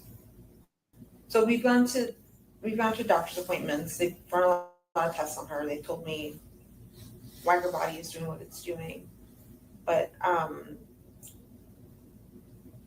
she's shown me if there was blood or if she's in the bathroom and she just can't go, like it's stuck. She showed me that too. So did she ever specifically seek treatment for tears or bleeding or anything due to her bowel movements? no, I don't think so. Tears or anything like that. No. I don't think there was ever a tear. Okay. On February 26th, the whole purpose of Stefan coming and taking Madeline to school was so that you could get some sleep. You had missed your medication Saturday night, so on and so forth, right? Yes. Is there any particular reason Stefan couldn't have driven your car to take Madeline to school and therefore not embarrass her and he could just drop her off normally? Yes, but because he's not on my car insurance, I was very nervous to let him drive my car. You did let him drive. And he's about to go into the fact that you did let him drive your car in the middle of the night while your child is missing.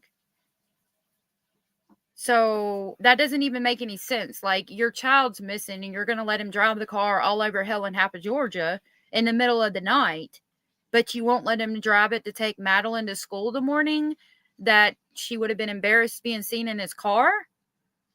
Skirt, skirt. Scary. I don't know what y'all are talking about. Drive your car after this occurred, though, right? Yes, but he was very insistent because he wanted to go look for Maddie, and he had a spare on his car because he had a flat, so he couldn't drive his car. So he just really wanted to go out. So I just let him, but I wasn't comfortable with it. During your previous interviews, and you did it once today, you kind of interchanged I, we, or Stefan dropping Madeline off at school. Did you see Madeline at all on February 26th, 2024, that Monday? No. Do you know anything about how she died? No. Did Stefan tell you anything about how she died? No.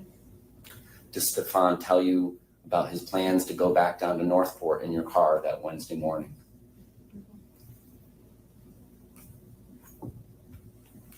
Got any questions, Mark? I'm getting close. I'm going to jump through because I was making notes as we were going on. So how frequently did Stefan come up here after he moved back to Northport? I'm going to say How many times total do you think he came back here? 2 to 3 times. Do you remember if those were around specific dates? One was like the week of Christmas.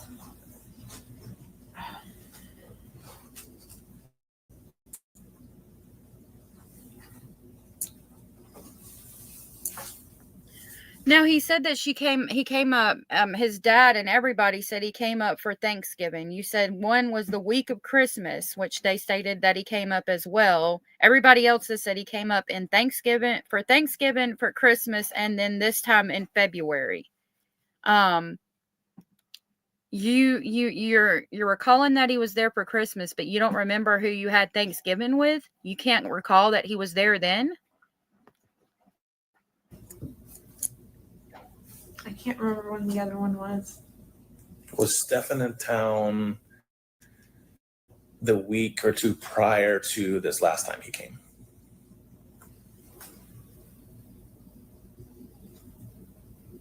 I don't remember. It's possible, but I don't remember. Everything is becoming a blur. Do you remember sending him a text message asking if he can babysit Maddie while you go have lunch with your friend? This was a few weeks before. Mm-hmm. Why do we need to babysit Maddie so we can go ahead and have lunch with our friends? Why isn't Maddie going? Why isn't Maddie staying at home by herself while you go for an hour or two at the most lunch date with your friend? Why? Diamond Girl, it could have been the beginning of December. I think it was the beginning of November, but I could be wrong on that. We got about 10 minutes left of this interview. I remember going out a few weeks before. I don't remember asking him to babysit. I don't know where he was. I mean, was he there to babysit her that day or not? Why can't you remember? Oh, is it because you're lying? Because you're lying? Because we didn't gain anything from this interview? Because she lied? Did you ever go to lunch with your friend? And he babysat her? I did go to lunch with my friend, but I don't think he was here. I think Maddie stayed home alone for a few hours. Okay. When you mentioned Maddie. Okay, there we have that the fact that she can stay home by herself for a couple of hours. So why are we calling Stefan at all whatsoever? Why are we doing that? Chrissy knows it all. It says, or let the child hang out with her friends. Jen Soto never let her hang out with her friends ever. Right. Why is that? Maybe it's because she could have been afraid of what Madeline was going to say when she wasn't there monitoring her speech. Maddie caught on about you guys being broke up. How did that happen? What did she say? Or I forgot. Me and Stefan were having a conversation. She goes, "Are you guys broken up?" And we kind of looked at her. I'm like, "Why do you ask?" She goes, "Because you guys are kind of acting like you're broken up. You guys haven't hugged and kissed in a long time." We're like, okay. So we just how do you think she felt about that? Fine. She didn't act sad or happy or anything. You're just like, whatever. All right. Now you mentioned to me before too that you found her phone on her dresser in like her little bedroom area. Does she have a specific spot where she plugs in her phone to charge? How does she charge her phone? So on her side of my bed, she's got a long charger. She'll connect it there to charge. Don't know how she charged it that night though. Don't know if she took her charger and moved it to the room upstairs. Not sure. How do you charge your phone? I charge my phone with my charger next to me on my side of the bed. Okay, is it one that you plug in or A magnetic one. Okay. Now, when you go to bed at night, is there any kind of routine that you do with your phone? If you're texting, looking on TikTok or whatever, and you go to bed, you just set your phone down and go to sleep, or what's that routine like? They're asking her this, in my opinion, because of the steps that we know were taken that kind of don't add up to the time periods when she's supposed to be sleeping. Diamond Girl said they didn't hug and kiss in a long time. Jen Soto said it was a very long time since they had relations. You mean they hugged and kissed without relations? Carolina said, I honestly think getting rid of Madeline that night was planned, and Jen Soto has something on Stephen Stearns, and that's why he hasn't thrown her under the bus yet. Again, that's just me speculating. I agree. Let's throw a pin in there.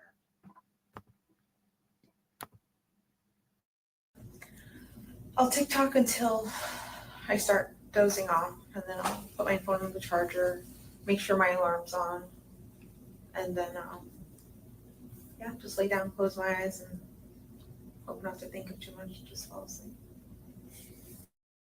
Okay, that night, Saturday or Sunday night, when you guys spending this half hour of time together, was all that you were doing was talking about gifts and counting her money, or were you guys doing anything else? Just asking her for more details about the party and to tell me like what I missed. She seemed like she had a really good time. When you got home from work that day, where was everybody? I think everyone was in my room, hanging out in my room. Okay, everybody meaning Maddie and Stefan were in my room. Sorry.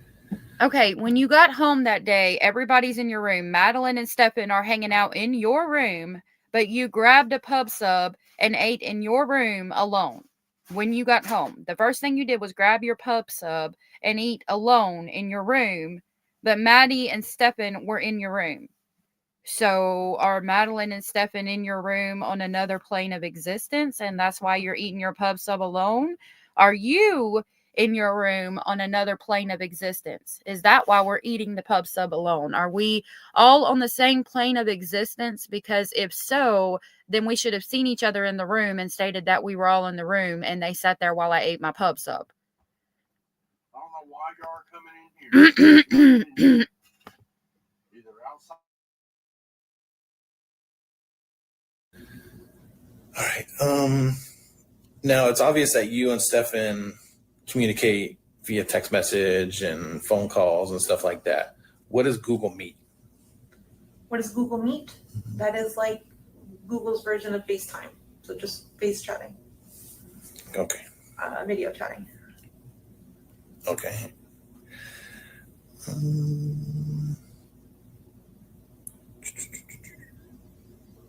When her birthday party was planned, was this planned before you got your job or after? The birthday party? Mm-hmm. I think it was planned before, because once I saw my schedule and I saw that it was during a training day, and I wasn't going to call out. I considered rescheduling the party, but my family was insistent to just keep it that day. Meandering, my love, says, and when she answers like nothing, I will be, why are you asking? What about her period? Why are you bringing this up? And would totally freak out. Exactly. Where is the emotion, potato? I said, okay.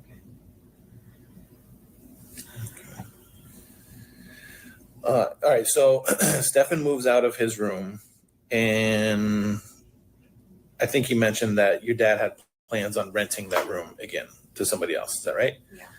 How was that room set up? How was Stefan's room set up after he moved out? Pretty much the Best same. or- Pretty much the same. The bed was in the same location. The Okay. TV, the dresser, the desk, and the mini fridge. Everything stayed in the same location. Okay, was the bed and did it have comforter, blankets, and all that stuff on it, or? When he moved out, everything was empty. There was a mattress protector cover on it. But I had clean sheets and clean blankets to put on, like they're available. So Where were they available? in the closet. Okay. And I did, yeah. I let him know they were there. Do you I know did if the- he made the bed? What the hell was that? I did the yeah, and then just drop off. What the hell was that? Available. In the closet. Okay. And I did, yeah. I did. I let him know they were there. I did. Yeah, I don't know they were there. What? You did what? You changed the sheets because you knew something happened in that room and you didn't know they were there when they were doing things, and so you changed the sheet. What? Why do you? Yeah, I did. I don't even know. And then just drop off. What? What? That's weird. I'm gonna play that one more time real quick so y'all can hear that. Listen to how she's just like, yeah, and then just kind of drops off. What a weird way to answer a question. Available. In the closet. Okay. And I did, yeah. I let them know they were there. And I did, yeah. What did you do, ma'am? Yeah. Yeah. What did you do? Yeah. Yeah. Like, did you take the sheets off? Did you wash the sheets? You didn't know they were in that room? What the hell's going on here, ma'am? Freudian slip? Just a little? Just a little? Do you know if he made the bed? I don't know, but I'm going to assume he. You're going to assume he did, even though Stinky was Stinky Magoo, who never took showers, never did laundry, never cleaned up after himself, even peed in cups, and as we learned from the friend, put sperm in bottles and tried to impregnate horses. But you don't know if he made the bed. I mean, even if you had to guess, you would say probably not, because he's a messy person. But your guess is yes. Why? Is that because you knew he was cleaning up? You knew that he had stuff to clean up, so you would have assumed on that day he made the bed because you knew he did laundry, you knew he was cleaning up, you knew he was trying to make the scene of the crime not look like the scene of the crime? No blankets on the bed, says Liddy. Diamond Girl said, I feel she helped with the laundry. Me too, because he probably doesn't know how to use a washing machine. These new ones these days, you got to type in the code and give some blood from your arm and a DNA sample to start them things. What did the blankets look like that would be used to make that bed? They would be white cotton linen sheets with, they're white, but they're white stripes, different shades of white. So white stripes going down it. That was a fitted cover, then a sheet, and then the pillowcases. Hey, what's and next? Should have been like a warm blanket in the closet somewhere. The same color, white or? Maybe gray. Okay. When you say there's pillowcases, how many pillows were on the bed?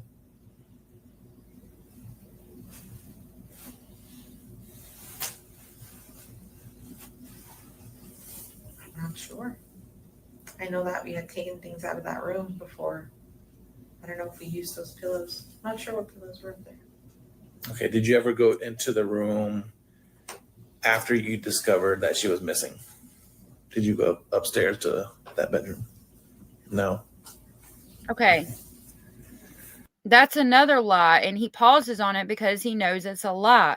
You did go up to that room. That's why when you were being questioned and you said, we're given scenarios of how she could have died, and you said he probably choked her because there was no mess in the room, and then follow it up with, I don't think, did you guys find a mess in the room? You knew there wasn't a mess in the room because you went upstairs to the room. And again, who wouldn't?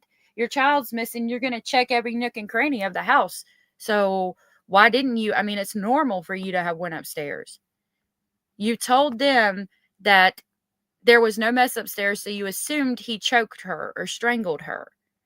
You knew that because you went upstairs. He just asked you that. You lied and said no, and he pauses because he knows it's a lie. Mommy Ball said he's using a tactic called cognitive overload to double check her story for consistency. Yep.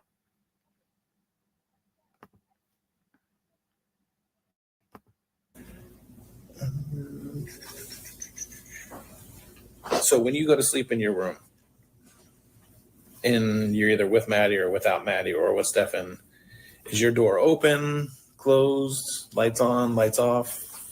When I go to sleep, Mm-hmm. So I have a cat. I can't shut the door. I have to leave it cracked. Mm-hmm. So it stays cracked, with a little like a door stopper behind it, so it doesn't open all the way, because my cat will just knock it over. Yeah, but we sleep with the door cracked. Okay, lights on, lights off. Lights off, with a YouTube video playing in the background. Right, Valerie? Playing rain sounds. Cozy Constellation said they better not be her videos. She's going to come through that peaceful music that she puts out and slap Jen. That's what Cozy said the other day. Mallory said, you're telling me your kid is missing and you don't go to check the rooms? I call BS. Mm-hmm. Mallory said, this is enraging. Oh my God, she needs to be in jail. I do not understand this. I don't either.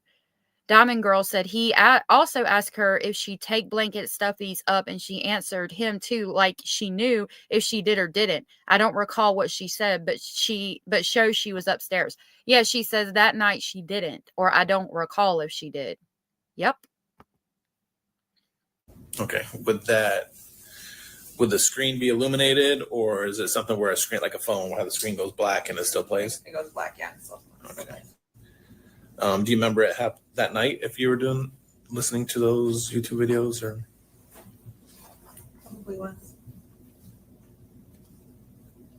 I listen to it every night, so I probably was. Does it shut off automatically? Around like 4 or 5 a.m., but then I'll notice and I'll press play again. What? Wait. Is it fair to say that you sleep like a rock? You take medication to sleep like a rock, so much so that somebody's breaking into your car outside and the roommate can't even wake you up. But you wake up at 4 o'clock when this music stops playing or the sounds of the rain stops playing, and you turn it back on. You wake up when Madeline's moving in the bed, more than likely trying to get away from this predator. But you sleep heavy and can't be woken up. So full of it. Like Angelina said, she is. Angela, sorry. easily woken up, or no? By sounds like that, or?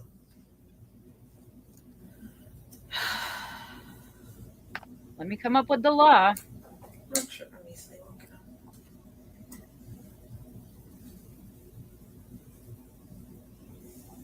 up. I don't know.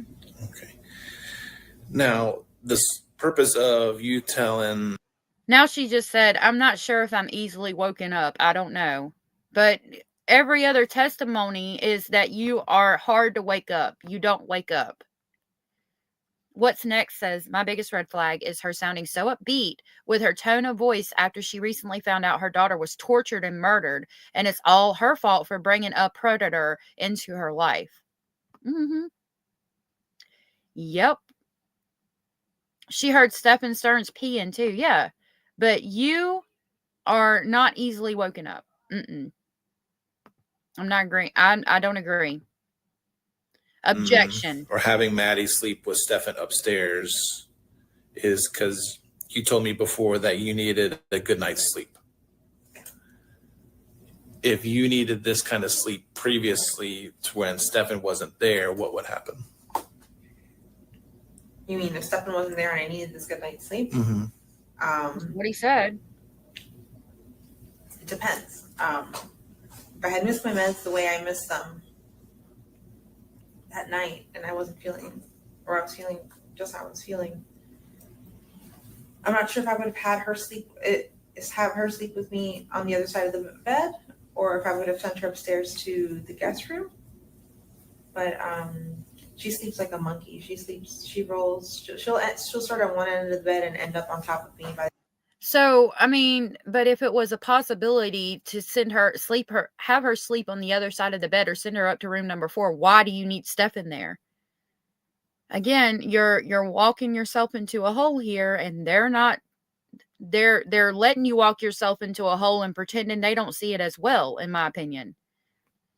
Eek said, how do you not know? Right. Abellis is calling bullshit. Right, Clark. By the end of the night, and she's a gymnast, I guess. But Have you ever sent her upstairs to sleep? no, not for any of these reasons. I mean, have you ever sent her upstairs right. to sleep by herself? Alone? Mm-hmm. No. I'm gonna need to wrap this up. You should have let them keep talking. That's what you would do if you needed a good night's sleep, yet you've never done that. You've never had her sleep upstairs by herself. What? Okay, one more question. Does anybody use your phone other than you? No, except for the day that we were sitting in front of my house and forensics was in the house. Nobody uses your phone except for you, except for the day my child went missing. And there's steps that were taken on my phone that don't make sense because I was supposed to be asleep. And those steps need to be accounted for. And I can't say it was me. That's when. That was the only time I've ever let anyone use my phone, and that was Stefan. Stefan had my phone. What about, do you wear an Apple Watch? Yes. Does it track any of your movements or anything like that you know of? Do you sleep with your watch on? No, I hardly ever put it on, honestly. All right. Do you have anything else? Do you have anything real quick, Danielle? No. Do you have anything that you think we should know, Matthews? Unfortunately, no. Okay. Good down there? Yeah, I'm good. All right, it's 10:06 a.m. We will. Yeah, her attorney's sure is crap. Shut that down real quick. Real quick. Because she was lying. There was no new information gained. She lied her arse off. And yet there's still no charges. In July, Stephan worked independently. The DA is not charging her as of a couple of days ago. The new DA might possibly charge her, but we're going to trial in September and we've seen nothing yet. She lied like a rug. I'm talking about like the prettiest rug you ever saw. She lied. She lied and just lied and just lied there like a rug. M.M. Clark said, what about the cuddle snuggle time, Jen? You POS. Carolina said, that dumb itch. Monkeys don't move in their sleep. And how can you compare your only daughter to a monkey? Right. Sleepless in South Africa said, I call my son monkeys, but they are little boys and are not missing. Right. I've called my kids monkeys, but still, I mean, yeah, I agree with you. JJ said, I don't understand why this lady out here playing with Madeline's soul and still out here lying her ass off. Shaking my head. I hope she gets charged as soon as possible. She feels so confident she's not getting in trouble, and it looks like she's not going to. I can always tell when she has to give an answer she hasn't been coached on. I don't recall, doesn't come out, but pauses to create the answer that sound reasonable to her. She's used to Stephen Stearns doing that. Yeah, KJ, I agree. Yeah, it appears that she is getting off scot-free, and it makes me insane too. All right, so what I'm going to do is I'm going to try to review the steps on the phone. We're going to talk about that. We're going to talk about the maps. I haven't had a chance to review the maps. I'm going to work on that tonight. We're going to talk about the maps, where the cell phones were, where they were, like if I can figure out how to pull it up on like Google Maps and show you where these phones were at these times. I want to talk about the steps and the text messages on the phone. So tomorrow's going to be, we're going to talk about documents and things said. I'll try to pull up interviews to reiterate that if I can find the specific ones. Definitely talk about maps. We're going to continue talking about this and keeping Madeline's name out here and figuring this thing out. Maybe they'll change the law. Maybe we can have something done if, enough people say something about, hey, there's so many things here that just don't add up. I mean, the police know it. Maybe if we can get some help to the DA from us to say, hey, what's going on here? Maybe something can be done. I don't know. I hope something's done eventually.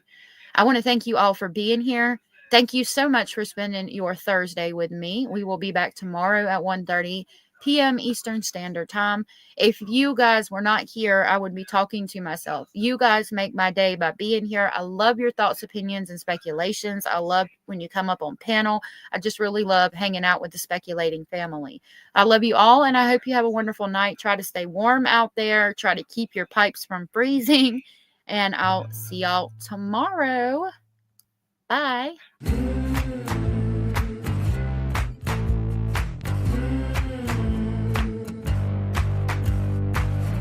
Listen up, I gotta tell you, there is something you should